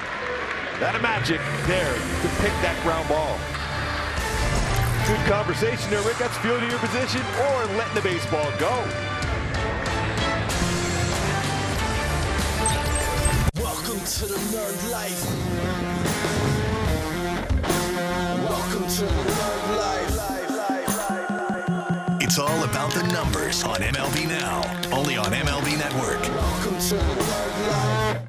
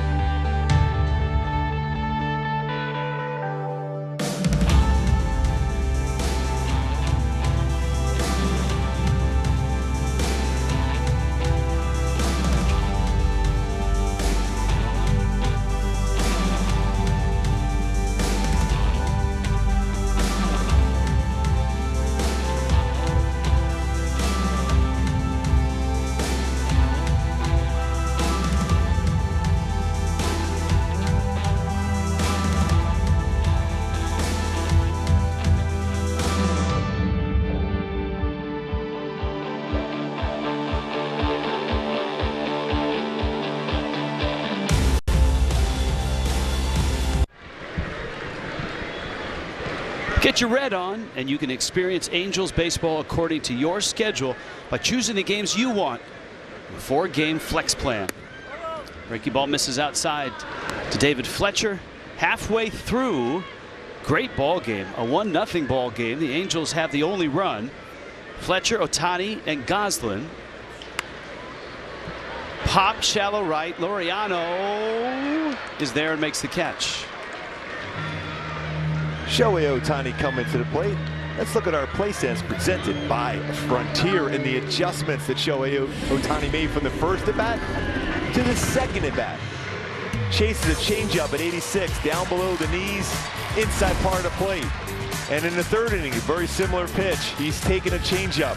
He's making sure he's tracking it, and then all of a sudden, gets a fastball out over the plate, and he lines a double, driving in the only run of the game. So the adjustments that Shohei makes at the plate is phenomenal. We talk about it all the time on the mound. He does that, but at the plate, it's incredible how he tracks baseballs. First at bat, makes that mental note, and then destroys it. Fights that pitch off. He hammered that double into right center field. It drove in the only run of the game. Struck out back in the first.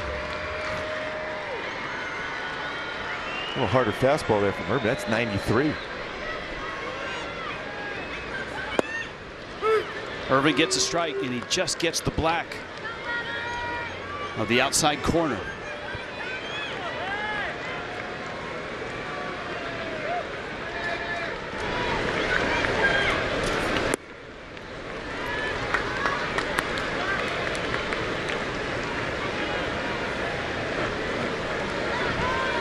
One and two. 37 home runs. And a swing and a miss. 94 from Cole Irvin.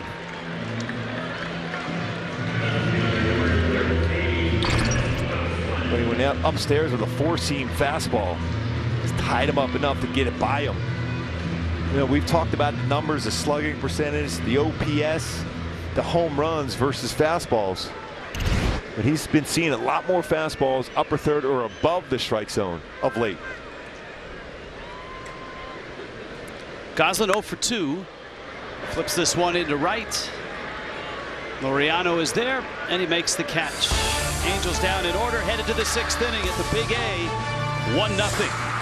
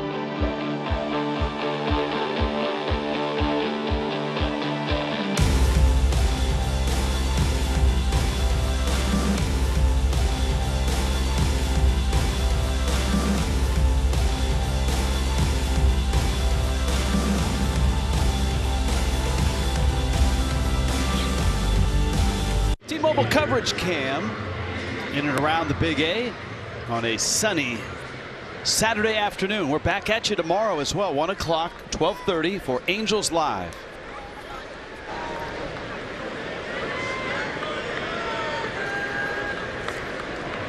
Well, we've documented that the Angels have struggled against Oakland this year, and in particular in this inning. And for Barria, he'll try to get over this hurdle. He's got the top of the order, third time through, Canna, Marte, and Olson. That is a huge discrepancy. 21 to 4 outscored in the 6th inning.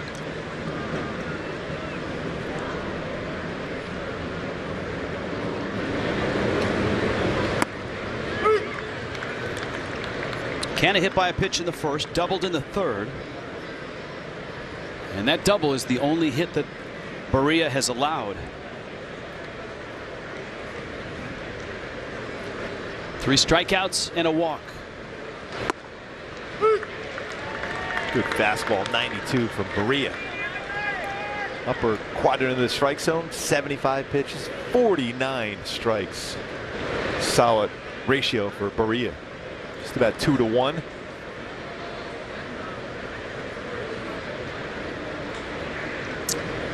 Both pitchers now at 76 pitches with that one. Into center.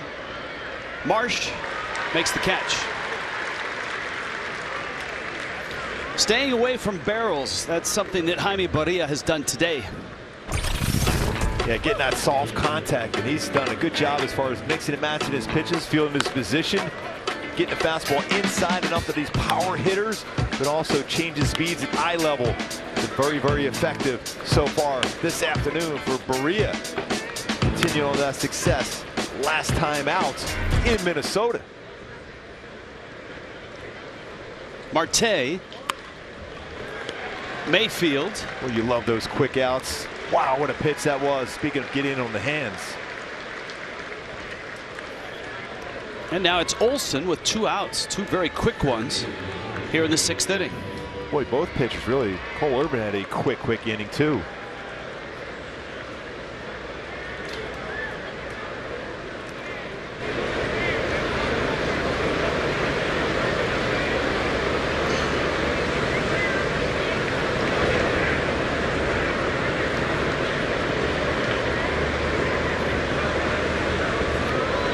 That 79 Angels team, the motto was, yes, we can. And they did. They won the West for the first time. Olson takes a strike. But they lost in the ALCS to Baltimore, who would go on to beat Pittsburgh, I believe, in the World Series that year. Or no, Pittsburgh beat won. Baltimore. We Are Family. Yes, We Are Family beat the team that beat Yes We Can. Willie Stargell, I think, was he a coach? He was the MVP that year. Tom Baylor was the MVP. They started the run in June with the sweep of the Yankees. It was Nolan Ryan's last season.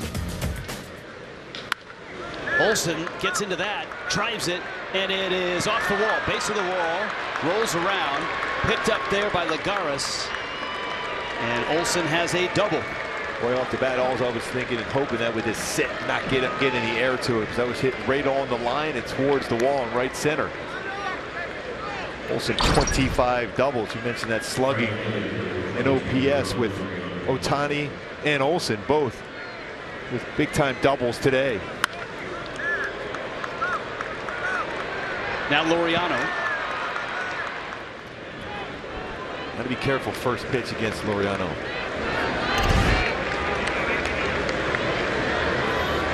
Barria has struck him out twice.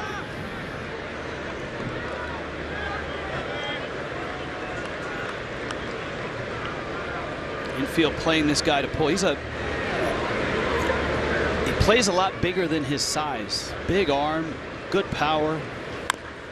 There was if you're going to go back to the 70s, Oakland had an outfielder just like him, Tony Armas, who had a big arm, was kind of a stocky right-handed bat, played right field, had power.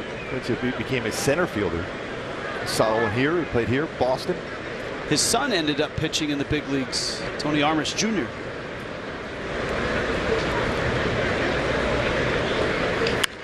Soft, and Iglesias has it. Great read, good angle, runs it down. Iglesias, a big out. Jaime Barria liking that play by Iglesias to finish off the inning. Nice hops. And a great day for Barria. To the track, to the wall. He made the catch. Catch your team. Oh, what a play. My team. He leaps and makes the catch. Every team. As good as it gets. Only on MLB Network.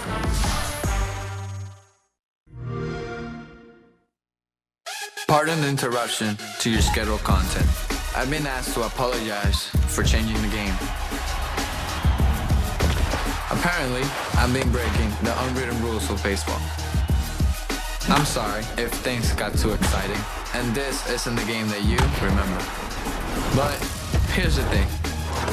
We're never going back. Rated E for everyone.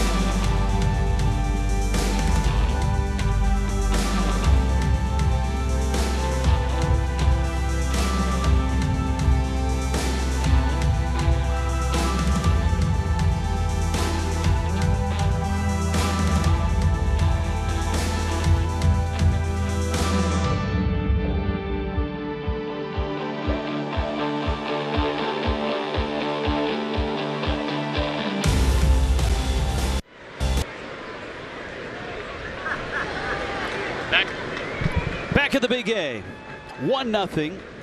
Angels on top. Jose Iglesias takes a strike. Iglesias, Brandon Marsh, Kurt Suzuki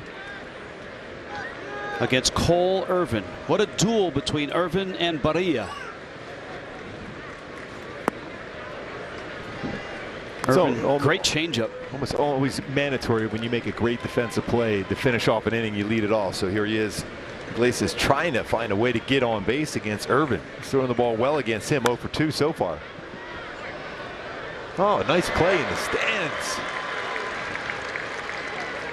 There's been a couple of those in this game today. Angels have a run, just 4 hits.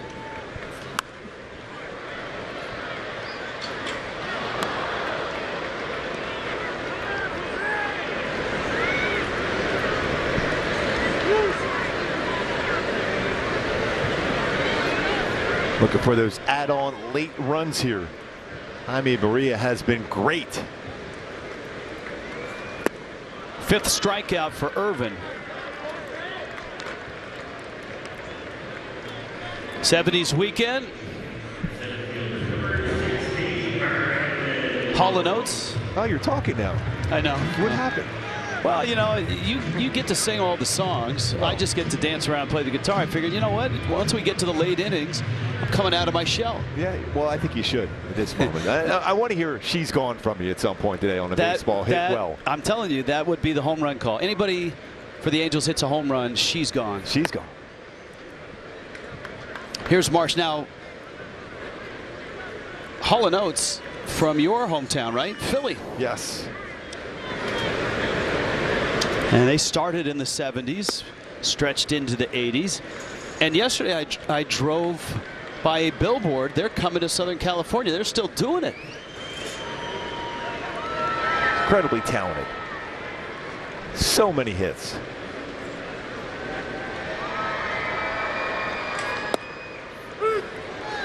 Ooh, that was a little bit low, but called the strike. Marshall, line drive single in the second, hit a ball to the warning track in right field. He's had good swings against Irvin today. And he has a 2-1 pitch here.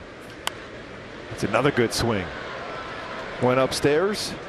Remember, that's what they've been trying to get him out with the first 2 games of the series. Fastballs upstairs.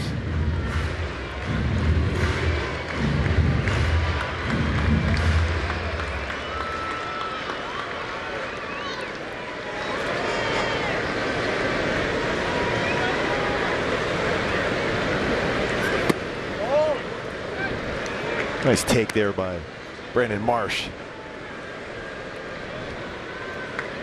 Marsh getting the start in center field. Rick Miller was in center field for the Angels in that '79 season. A swing and a miss. Irvin adds another strikeout. So that's 6 strikeouts to go with 1 walk coming in the game. A 4-to-1 ratio as far as strikeouts to walks. Not known necessarily as a big strikeout guy, but around the strike zone. And one of 4 pitchers for the A's this year, 117 or more innings pitched. That's 4 in the top 10 in baseball as far as innings pitched for their starters. So they're getting some length out of Irvin again here today.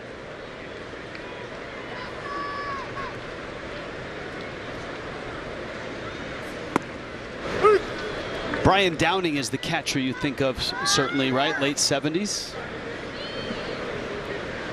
Suzuki catching today.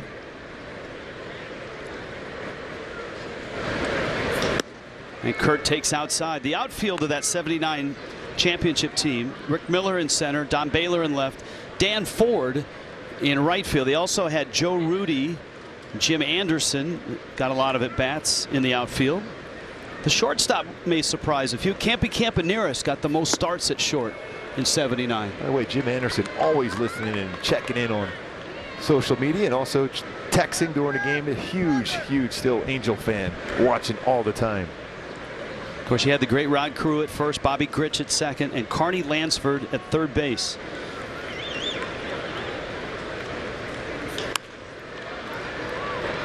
Pop-up, Sun's tough, and I'm not sure who caught it. I think they both did. They'll share that putout. 1-0 Angels.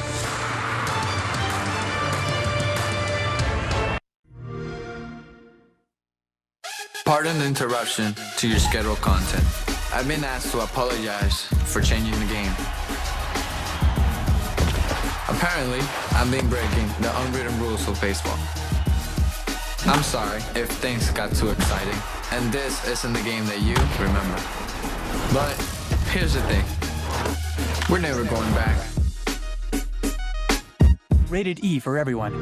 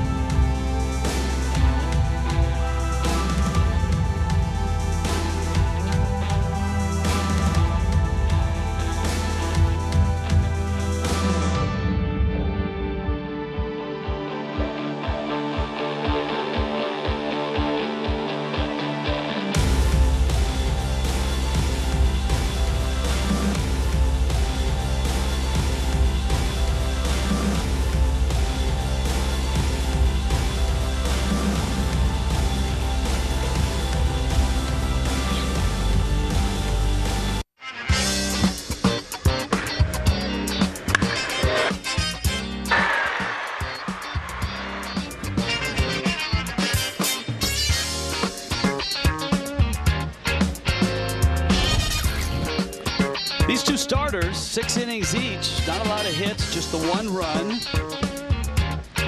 6 strikeouts for Irvin, 3 for Barria. And Barria a little more economical on the pitch count. That's usually Irvin's. He's the best in the American League at that. First pitch swinging, Mitch Moreland in the air. Shift is on. All the infielders are racing for it. Marsh is there. Iglesias has it. Makes the catch. Flips to Marsh. And everybody is okay. He wanted to make sure he put that ball high enough in the air just in case somebody was going to be able to catch it after he ran that one down. Nothing in the air is going to be an easy play today.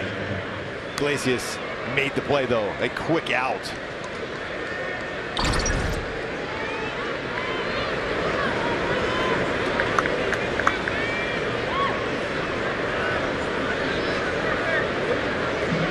That angle, and Fletch is right there just in case. And the Marsh the same. Chapman into the bat. It's a foul ball. Chapman is flied out, bounced out.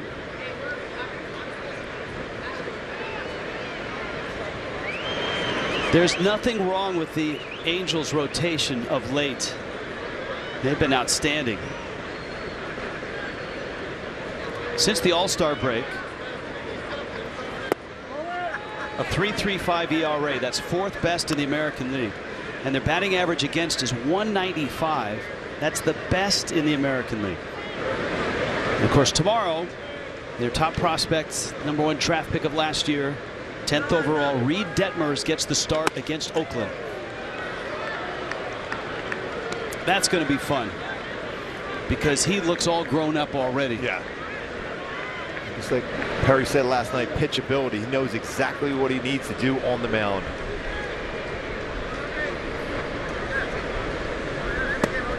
Good pitch there. His father, Detmer's father, was a minor league pitcher, and that's exactly what they worked on when he was young.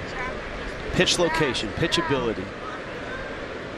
And then obviously his stuff got better and he got bigger and stronger. Bouncer. Fletcher. 2 down. And a quick word from Hyundai. Hey, it's your journey. 10 ground ball outs for Jaime Barria today. 10. Just 2 hits, and they've both been doubles. Canna in the 3rd, Olsen in the 6th. Murphy lined to 3rd and struck out.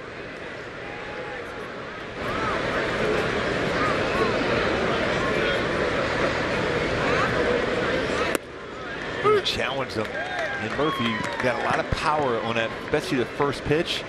Challenged him with a 93-mile-an-hour fastball. He's usually very, very aggressive on the first pitch and can do some damage with it.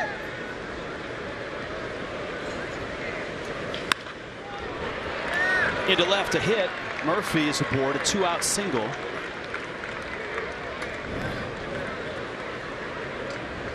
It's back inside with another fastball.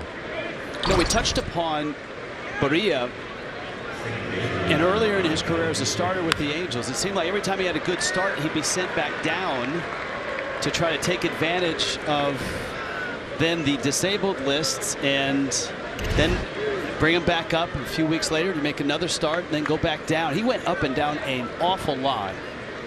And so to get in the rotation, pitch like he did in Minnesota and back it up here like this is, I mean, if this is an audition, I think he's passed it. Marsh scoops it off the turf. Kemp follows Murphy with a single.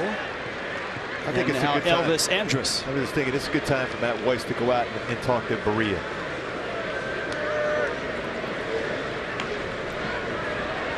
Steve Cishek in the bullpen. Just starting to get loose. Head to the Big A tomorrow. Angels and Athletics at 1 o'clock. First 14,000 fans in attendance will get an exclusive baseball card courtesy of Topps. For more information, visit angels.com/promotions.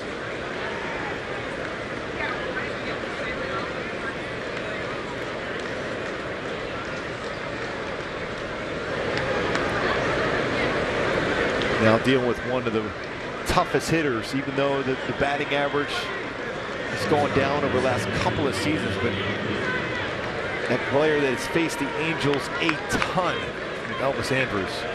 Remember, it looks in early and then looks away late.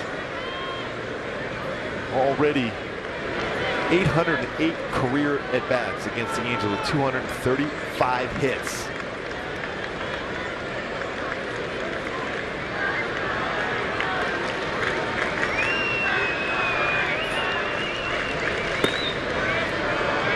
This is down low, and it's 1-0. You're Barria right now, Rich. This is your batter. This is the game right here for you. Don't leave anything in the tank. This is the guy you finish off, and then the bullpen will come in after that. Mindset is everything I got, my best stuff right now. Angels infield is shifted a bit on that right side towards second. Fletcher not directly behind the bag, but over, and Theis is way off first.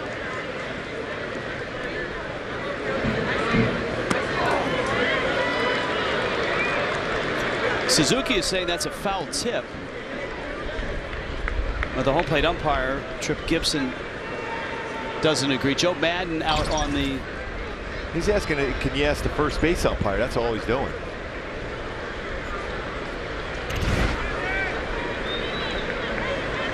Count 2-0.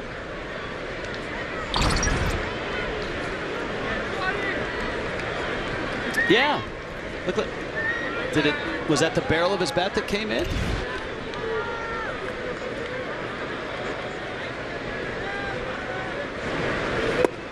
That's a strike. I think that hit the barrel of his bat, not the knob, but as the bat came down, because you could see it. The ball was misdirected into Suzuki's glove. Regardless, they're not going to change it. It's 2-1, first and second. Murphy in scoring position, Kemp behind him. Ground ball, Mayfield off of him. Iglesias scoops. Everybody is safe.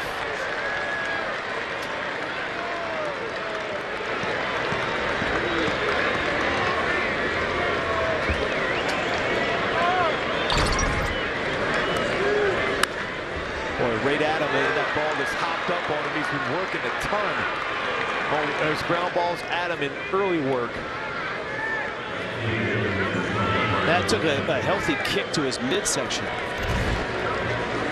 Joe's going to be going down to the bullpen now. What an effort by Jaime Barria. Mark Canha, who has doubled, lined out, and was hit by a pitch, will be the hitter. Steve Cishek coming out of the pen, and the Angels hold a 1-0 lead.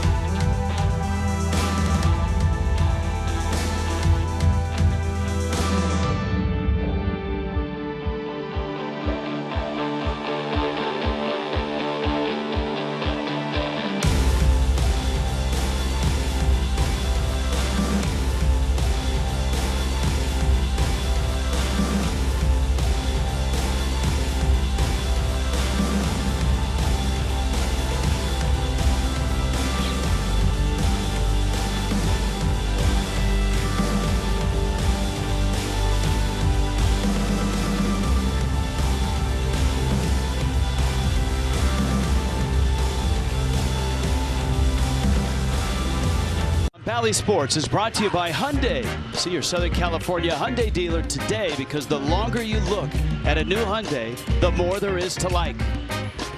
By Jack in the Box, our $6.99 triple bacon cheesy Jack combo is here, only at Jack in the Box. By your Southern California Cadillac dealers, and by Heffernan Insurance.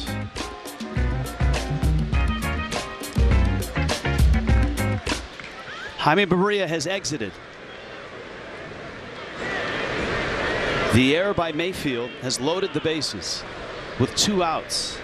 Steve Cishek in, and Mark Canha, who's had good swings today at the plate and a tough guy to pitch to. He crowds the plate. He leads the league in getting hit by pitches. He'll lean with that elbow guard. And of course, Cishek's fastball can run in. That first pitch, even though he missed the spot, was in the strike zone.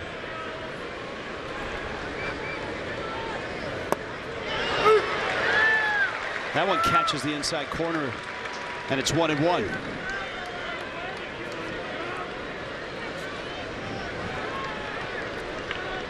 A run on 4 hits for the Angels. No runs, 4 hits for the Athletics.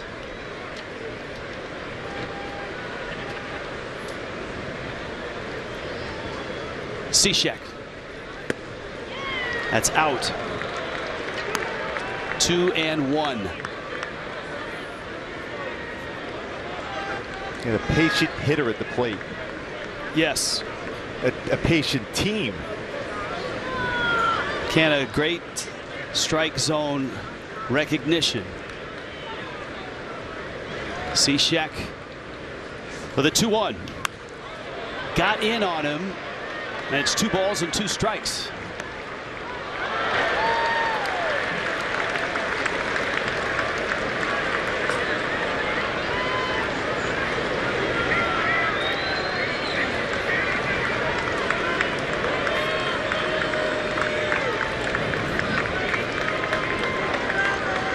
A 1-0 game.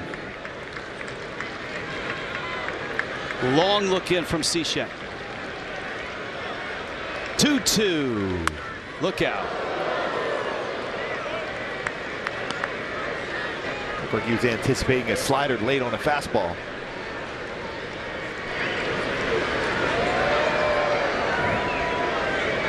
Sean Murphy at third, Tony Kemp at second, Elvis Andrus at first. 3 infielders to the third base side of second, and Theis is a long way off. He's almost halfway between first and second.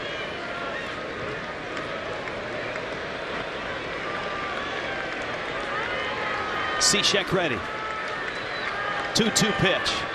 Breaking ball, line drive left field. Goslin's got it! And Cishek gets out of the inning. Jaime Barria.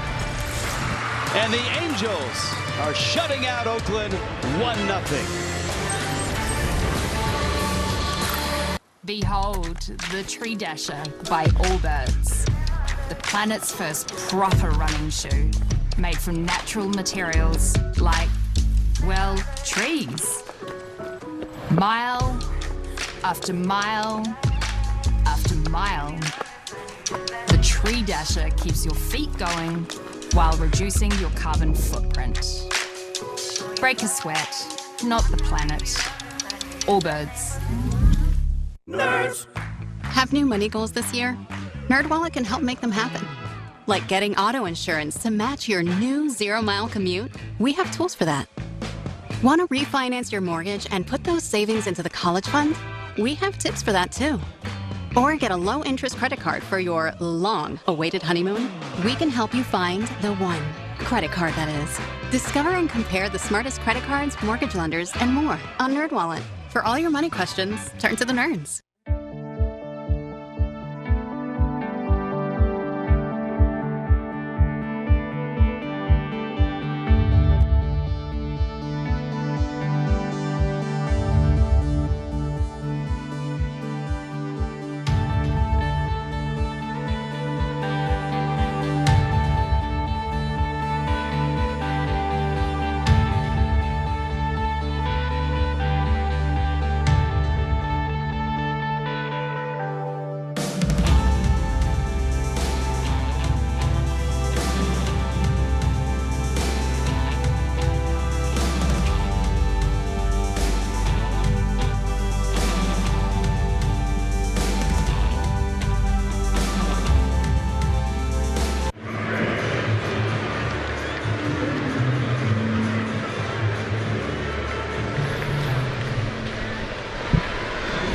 1-0 ball game expected when you see the Angels and the A's matching up in bottom of the 7th inning. Well, Matt Theis making his Angels debut here in 2021.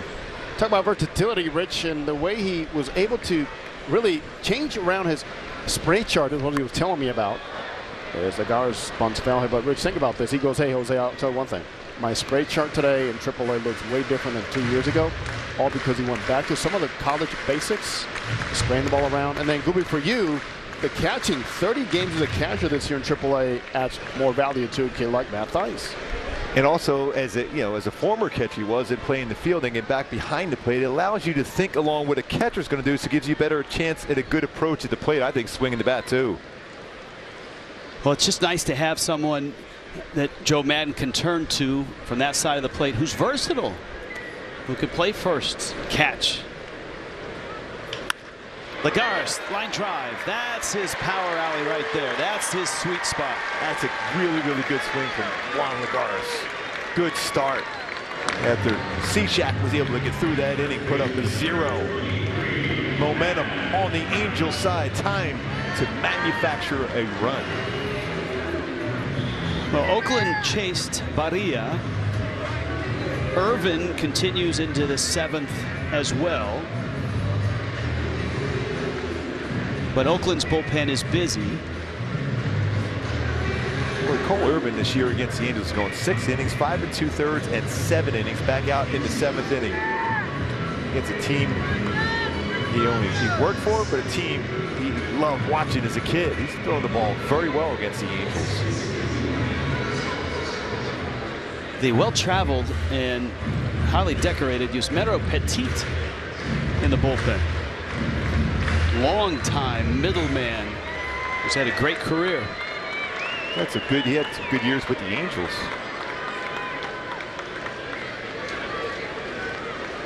Theis singled and walked and popped up. Chapman.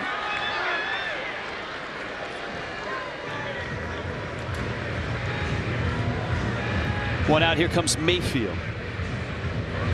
And here comes Bob Melvin.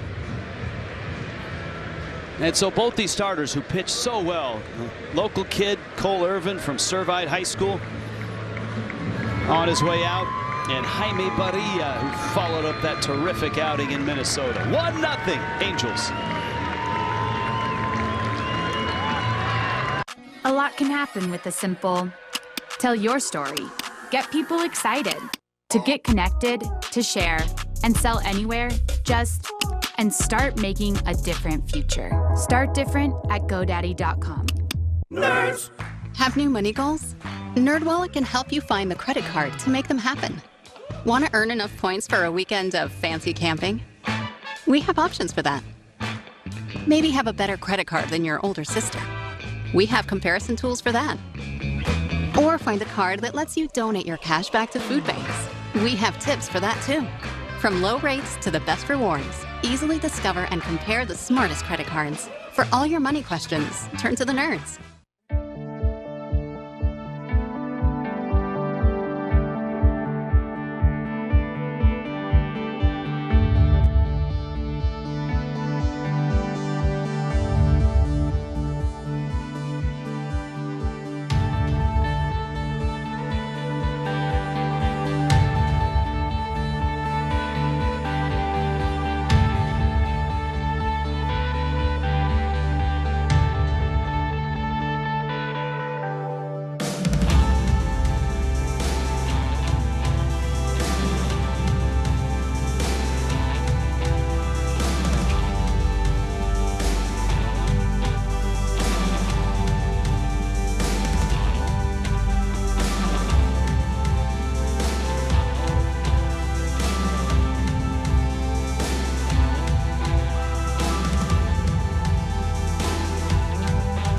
There was a lot of affection from the Angels organization towards Andrew Heaney, and this is the message from Heaney. It's been almost 7 years since I was traded to the Angels. That time I've gotten to be around the most amazing people day in and day out.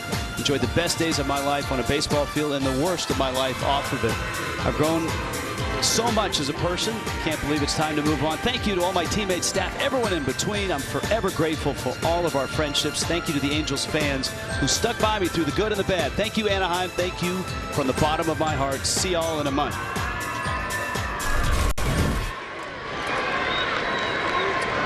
Yusmeiro Petit in his 4th season with Oakland after a 2017 with the Angels. He was really good in 17, a 2.76 ERA. I got to put a hit and run on with him. He doesn't strike many people out, so he doesn't necessarily have a swing and miss pitch. There was a lot of strikes, just 25 strikeouts in 52 innings. That means there's contact made. You have Mayfield, who will hit the ball on the ground, regardless who runs well. I think Oakland's even sensing it. Mayfield trying to bunt, and he fouls it off. Fletcher on deck. He'd love to get Ohtani up there with a base runner and a chance to stretch the lead here in the bottom of the 7th.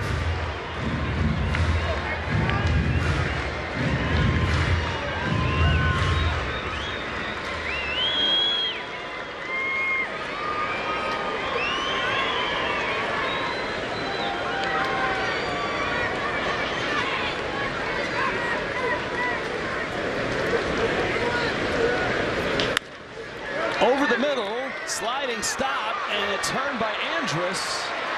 Kemp made the great play. Andrus turned not in time, but that's a super defensive play by the second baseman of the Athletics, Tony Kemp.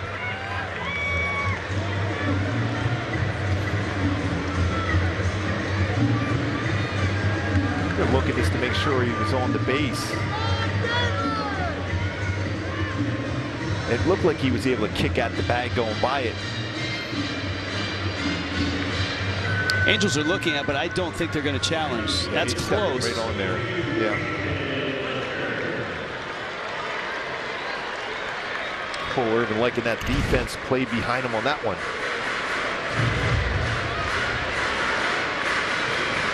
Fletcher, 1 for 3, singled in the 3rd, bounced out in the 1st, popped out in the 5th.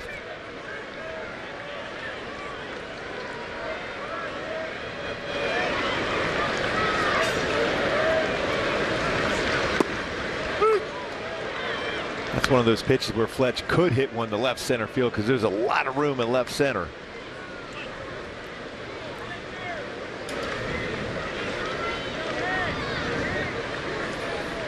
Laureano really hugging the line in right. A ball in the gap doesn't necessarily score a run with the outfield arms that Oakland has. Laureano in right, Marte in center, Canna in left. Well, with Shohei Ohtani on deck, you're going to make sure you have a real good opportunity to score before you would challenge that if you're Brian Butterfield, a third base coach. Fletcher has 21 doubles, just a couple homers. And he slices that one foul. Yusmeiro Petit, 14 years in the big leagues, almost always a middle inning specialist. There have been a few times where he's been thrown into the rotation with Arizona and an emergency with the Giants, but for the most part, man, he's giving you 70, 75 appearances a year, long innings.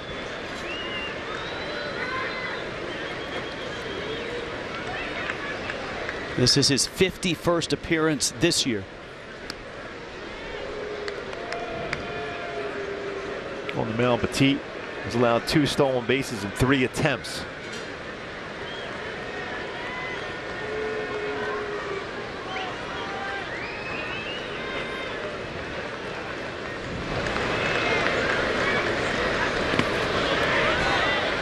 Buries that one. 2-2.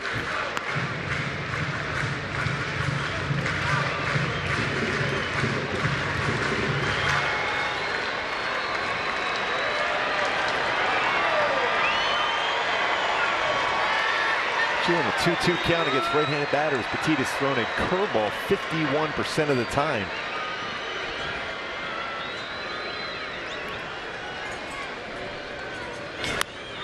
Fletcher's pop-up. Olsen chasing. Nice catch off the carom, though, by Olsen. Still 2-2.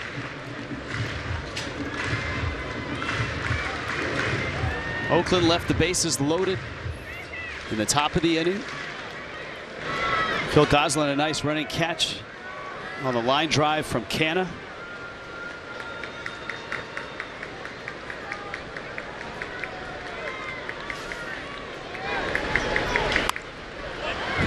Boy, Mr. Contact.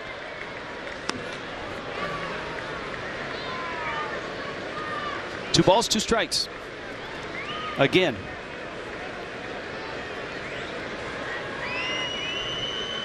He's trying to give Shohei Ohtani an opportunity to swing the bat in this inning with runners on.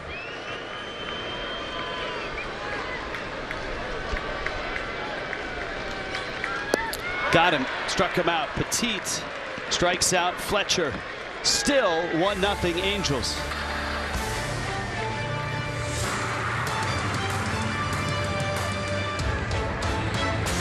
A lot can happen with a simple tell your story. Get people excited. To get connected, to share, and sell anywhere, and start making a different future. Start different at GoDaddy.com.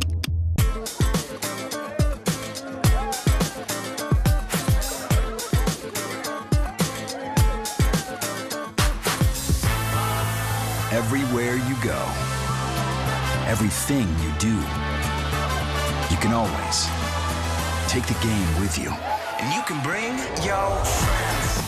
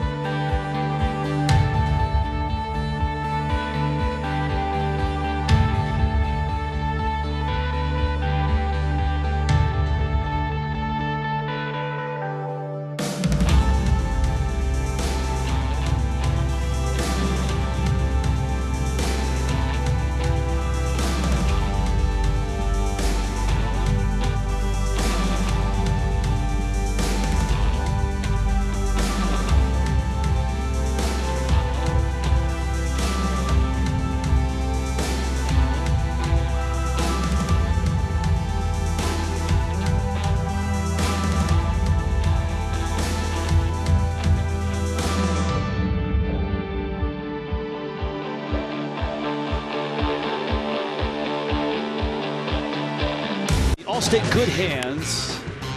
Nice plays to end innings and stop rallies, potential rallies. Iglesias in the 6th and in the 7th. Mark Canna, Steve Cishek on. Phil Gosselin runs it down. I mean, Barria liking that defense behind him.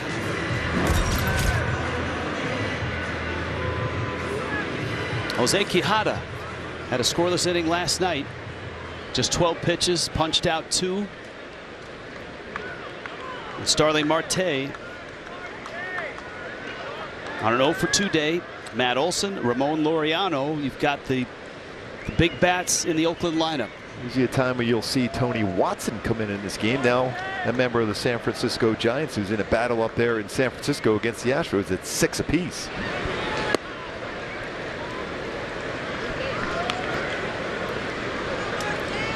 Juan Lagares makes an appearance in left, and that is Adam Eaton now in defensively in right field. Joe Madden in a 1-0 game in the 8th inning has gone to his best defensive alignment.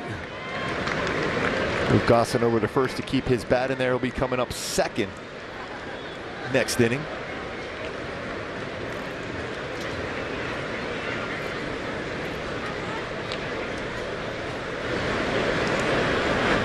One and 1 to Marte.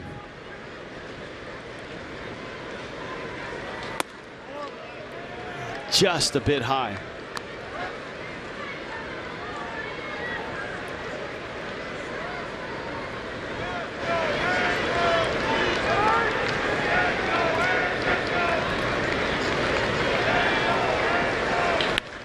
To left. And on a hop, Lagares has it. Oakland has a leadoff hit. to open up the 8th. Here comes Olsen. And a reminder, you can register your little angel for the Junior Angels Kid Club. It's presented by Jersey Mike's. Members receive a clear backpack, a t-shirt, a mask, and more for $18. Visit angels.com/juniorangels.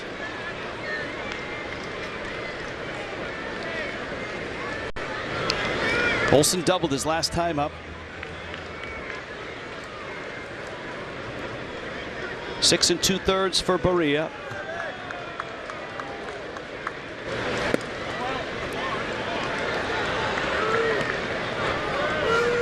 And Quijada misses. It's 1-0.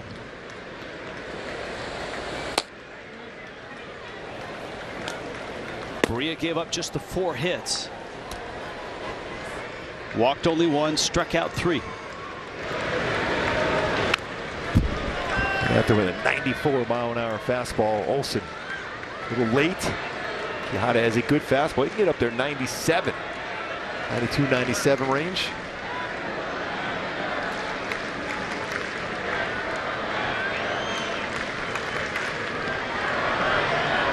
Goslin holding the runner.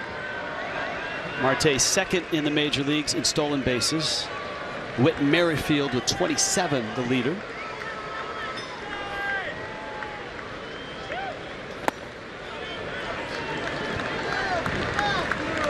And Quijada has put himself behind in the count, 2-1.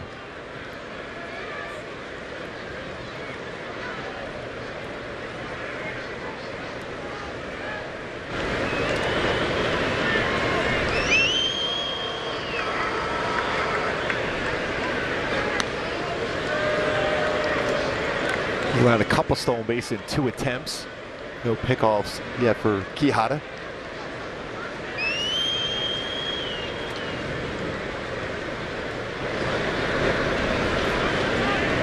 Infield shifted over to the right side. Olsen hits a ball out of the stadium, Angel Stadium, which is not easy to do, to pull it that way and get it up over the roof. Watch this from this angle, I hope. That is incredible. Since she's gone. I've never seen that either. 2-2. Tied him up inside again. Olsen is grounded into 9 double plays.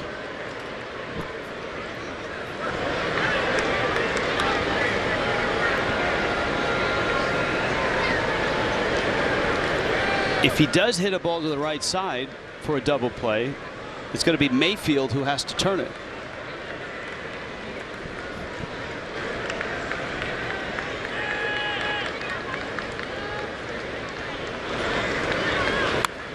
It's a good battle here at 2-2 in the 8th inning of a game that the Angels just absolutely need in the worst way.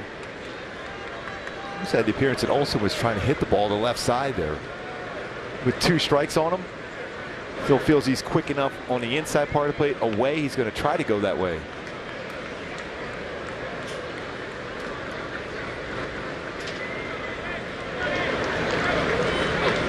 Breaking ball popped but foul, and that's out of play. 5 foul balls this at bat. Olsen needs something for the bat, maybe a little pine tar stick.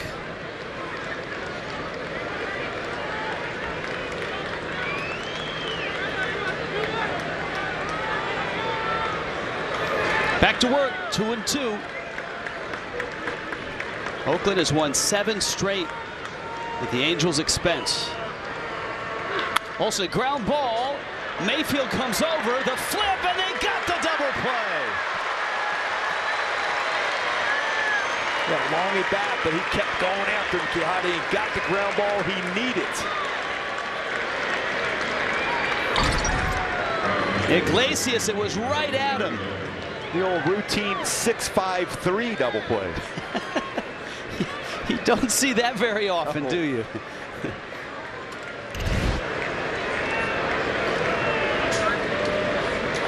Here is Laureano. What a great battle for Jose Quijada to win against one of the better sluggers of the American League.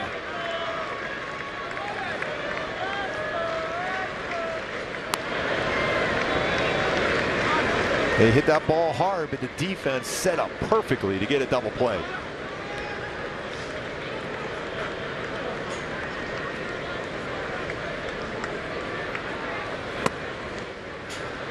Well, now you got to get Laureano. You got Moreland, a dangerous guy on deck as well. Laureano's popped 14 home runs this year.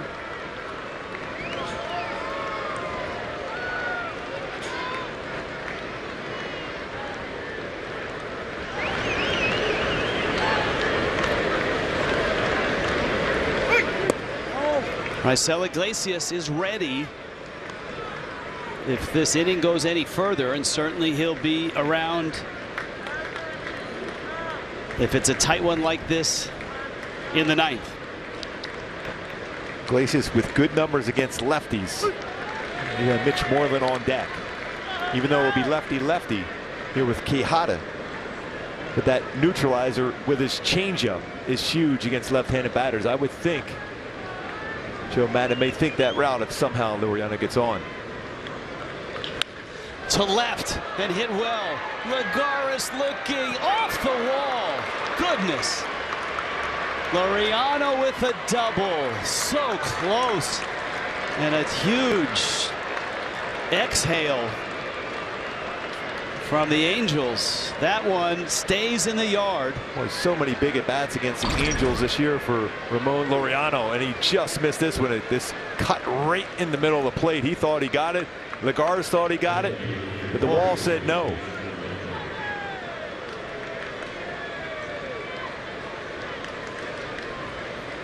Just waiting for the announcement for Jed Lowry coming in the game before Joe may make the move. Lowry, of course, a switch hitter.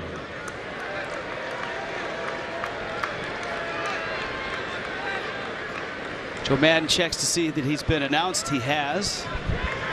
And that's that for Jose Quijada. 1-0 Angels.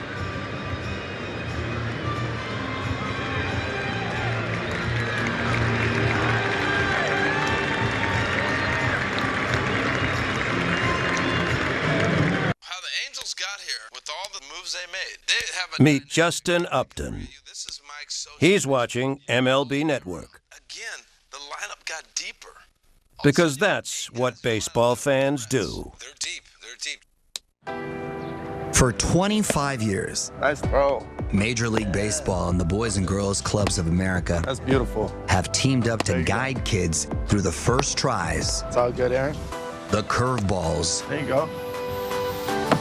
And the big dreams, setting them up to make great plays on and off the field, celebrating 25 years of building brighter futures together.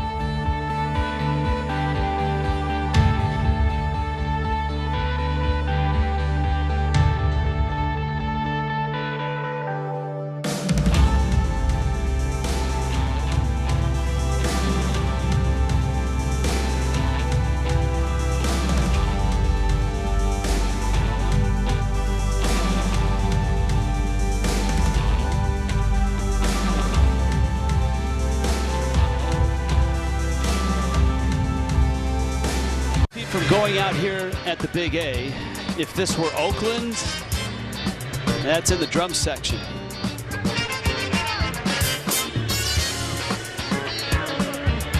Home run in 25 different ballparks, but not here. You know, like 15 feet to the left, it gets over the smaller wall, and obviously just a few feet higher it gets out. As it is, it's a double, and the Angels keep that 1-0 lead, but they still have to get Jed Lowry out. And that will be the job of Raisel Iglesias.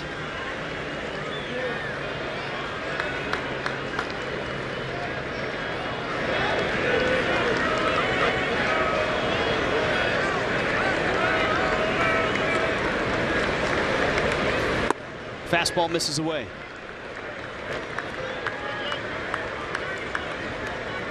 Three different pitches he can go to at any moment, different arm angles, different types of changeups.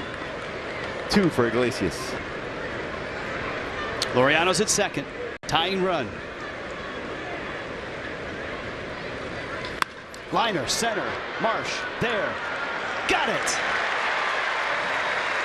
Deep exhale. 1-0 still.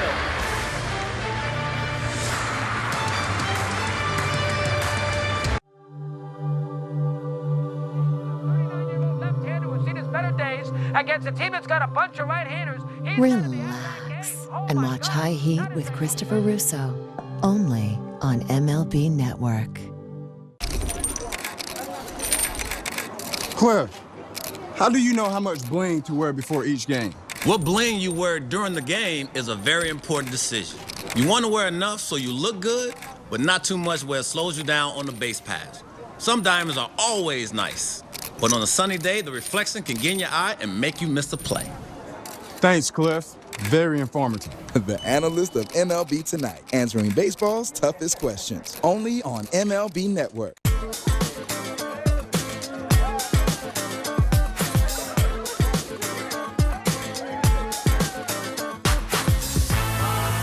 Everywhere you go, everything you do, you can always take the game with you. And you can bring your friends.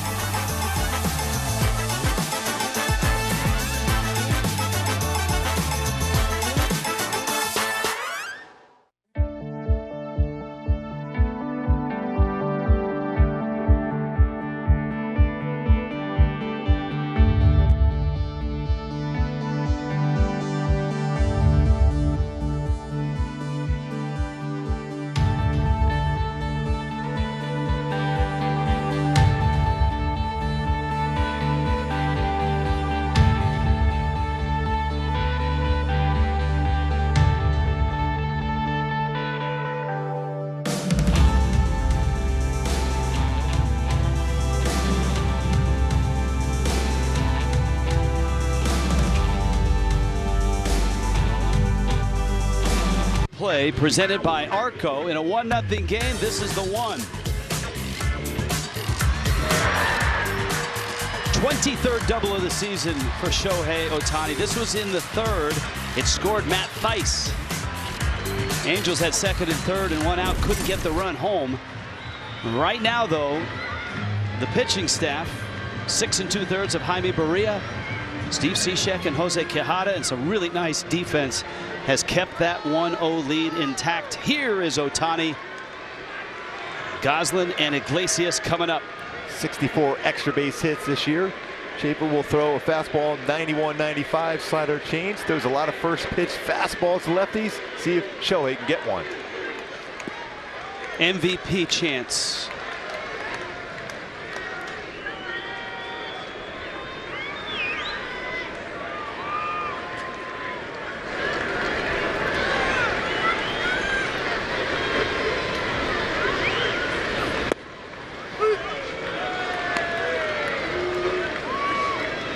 One ball, one strike. Andrew Chafin, newly acquired, appeared Wednesday in San Diego. He allowed both of his inherited runners to score, and Ohtani couldn't hold up. It counts 1-2. Even against left-handed batters, 161 batting average against him. 2/3 of the time, I'll back it up with another slider here. Foul tip held by Murphy, and Ohtani strikes out. That's 124 strikeouts this year for Shohei, so when he's making contact, it is a rocket.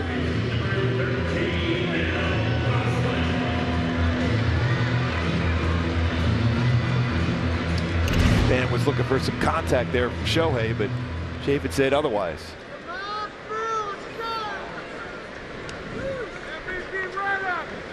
Goslin an 0 for 3. Angels have just the 5 hits. Athletics have 6 hits. Both teams have made an error.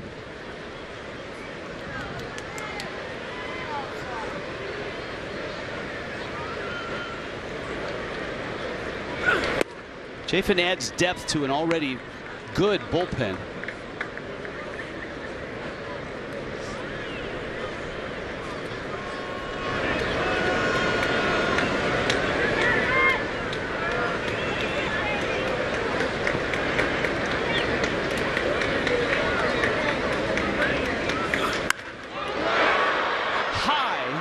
And deep, Marte makes the catch.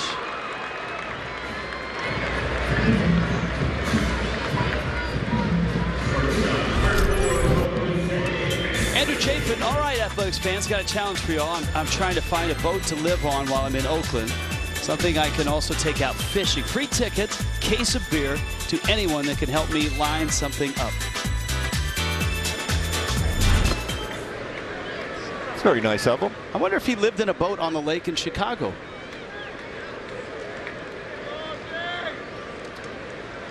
Of course, that's a big lake.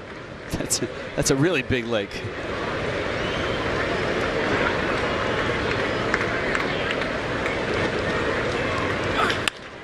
Iglesias rolls one out to short.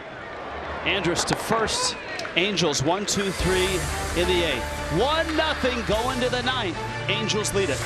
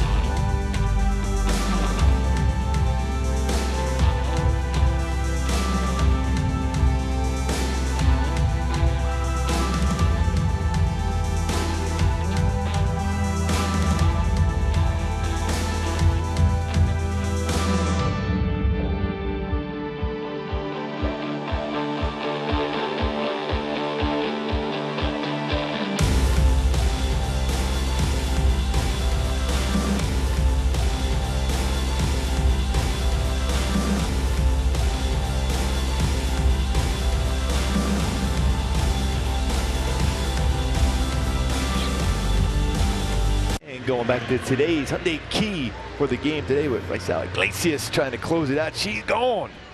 Trying to get some punch outs and some quick outs and end this losing streak to the Oakland Athletics as the Angels lead this one 1-0 here in the ninth. Iglesias turns around to check out the infield. Chapman digs in. First pitch, strike one.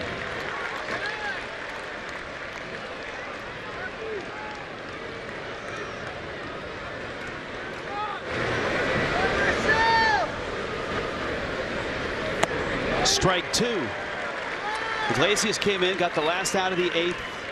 Jed Lowry hit a line smash. Brandon Marsh, who made the catch. The tying run was in scoring position.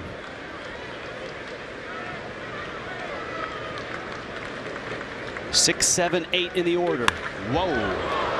That's way up there. One thing, though, as good as Raisel Iglesias has been, it's been some issues on 0-2 pitches where he could finish off hitters, and then he leaves a couple of them over the plate. That was one of those. Now you make that adjustment and finish off the hitter in Matt Chapman.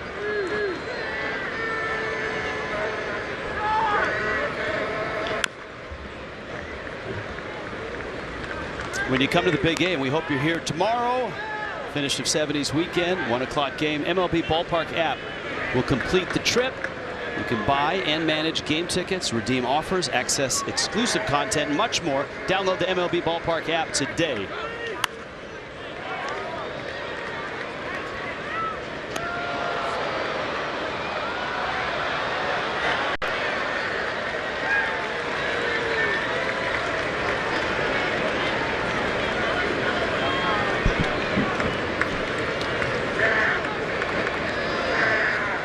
Oh-2.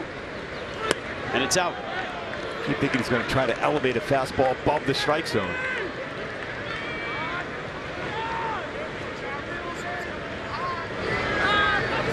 Chapman hanging in. Iglesias bearing down. 2 balls, 2 strikes.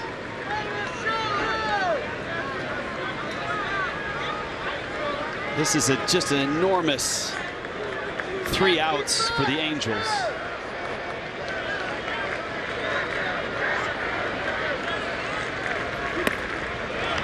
They win this game. They go from 7 back to 6 back in the wild card with a chance to get to 5 tomorrow.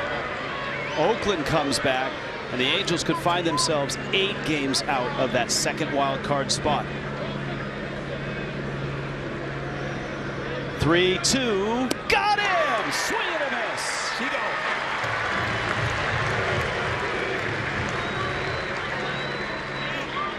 It's a good battle won by Iglesias.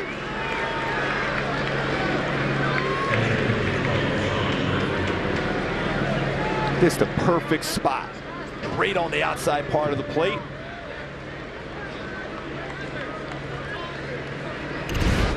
Seems like just about everybody in the Oakland lineup has got pop. Sean Murphy does, 13 homers. He's 1 for 3. And Iglesias bounces one up there.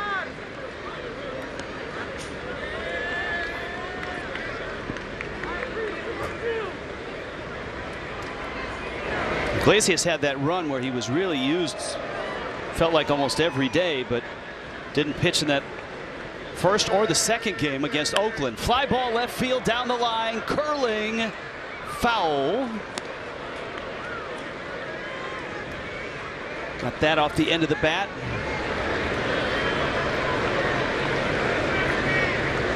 Ball and a strike.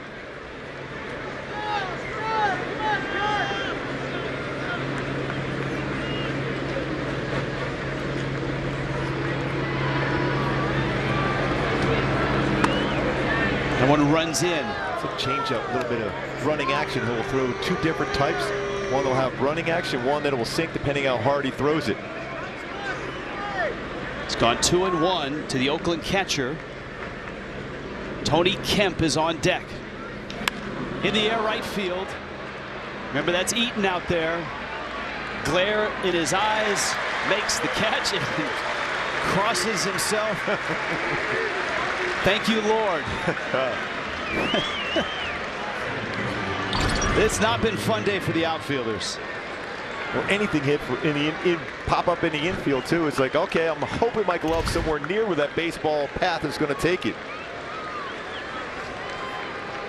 Remember, we saw Andrus drop one in shallow left. Down to this now. 2 outs in the 9th. Kemp against Iglesias.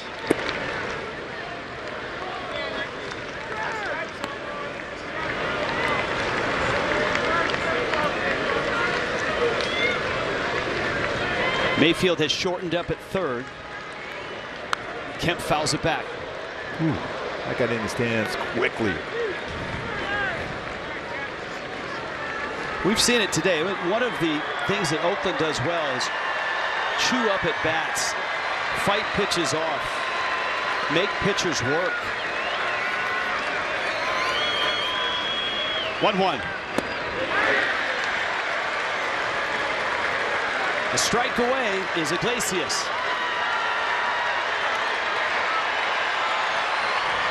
This crowd's been waiting for something to cheer about for 3 games.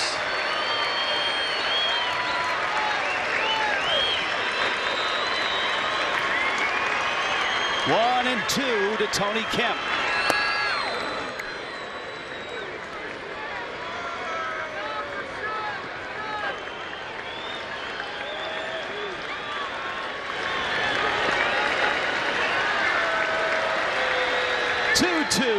He got him! Ball game! And the Angels break the skid and beat Oakland and gain a game on that second wild card. It wasn't easy. They scored just a run. Ohtani drove it in. But on the mound, Jaime Barria, Steve Cishek, Jose Quijada, and 4 outs from Raisel Iglesias. Bullpen outstanding. Barria was amazing today. Shohei with a clutch RBI hit. A 1-0 victory against Oakland. Just we're going Hall & Oates. I can go for that. 1-0 victory. They shut out against them this time around against Oakland, who threw the ball. Cole Irvin threw the ball. Excellent for Oakland, but not enough as Barria outpitched him. 1-0 victory. I can go for that.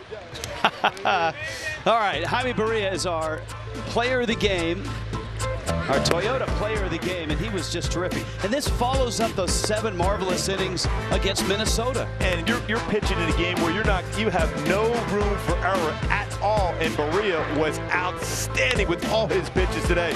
I love how aggressive he was, how consistent he was, and he deserved a W today. The bullpen picks him up too. Cishek came in there and did a nice job getting through that inning, and then the rest of the bullpen, including Iglesias picking up save number 22. Well, terrific stuff. After getting shut out in the first 2 games, the Angels deal a shutout of their own, and this Oakland team goes down 1-0. And of course, the series tomorrow, and the Angels have a chance to split this series now, a 4-gamer. And let's go down below. Jose Mota is with Raisel Iglesias. Jose? Thank you, Rich. Una gran victoria para el equipo. A great victory for this ball club. You got to beat the Oakland A's to have a chance. To you, your mentality of coming into the 8th inning and not worrying about that. Tu mentalidad de venir a la 8ª entrada, ¿de dónde viene eso y cómo te atribuyes el éxito? Bueno, primeramente, como te dije, estoy acostumbrado a esas situaciones de juego. Ya me he adaptado a pichar más de una entrada y como estás viendo, ese es el resultado y el éxito del trabajo que he venido haciendo. As I've told you before, it's pretty much just part of my preparation. I like coming into those situations, coming into the 8th inning. It's all part of the work that I've been done to have the type of success. Defense today played a big part. You pay attention from the bullpen, how guys are pitching, how guys are defending. La defensa jugó un papel importantísimo en el día de hoy. Para ti, poniendo atención, ¿qué notaste en las jugadas que se hicieron? No, el bullpen se ha ido comportando de maravilla. Hoy hicieron un buen trabajo. Hablé con varios de los muchachos en el bullpen que estuvieran enfocados picheo a picheo, abajo, que el resultado iba a ir saliendo y eso fue lo que pasó hoy. Bullpen did a very fine job today. I've been talking to the kids out of that bullpen just to understand and to know that we got to go out there and just execute pitches. The results were there today along with the defense. And for you, El Ciclón, this ball club, the chance there is to play some baseball ahead of you, la importancia de que tienes un calendario delante de ti. ¿Qué tan bueno es cogerlo día a día and taking it day by day? How big is that for you guys from here on? Bueno, como te dije, es una temporada bien larga. Uno tiene que prepararse bien y que el resultado vaya saliendo poco a poco. Ciclón, the Cyclone, gracias. Gracias. Raisel Iglesias, his last words were, well, we got to keep out there preparing, keep anticipating, stay positive, and the results will be there. And yes, the results were there for the Angels here this afternoon. We're going to break it all down. It's coming up. Angels, post game Angels live. Oh, Patrick O'Neal show. Oh, that fashion. Gooby, Rich. How about we talk 1-0? How about we talk the 70s? Defense, you want some clutch hitting? We got it, especially throwback on the pitching. Outstanding all the way around. Stay tuned. Angels Live coming up.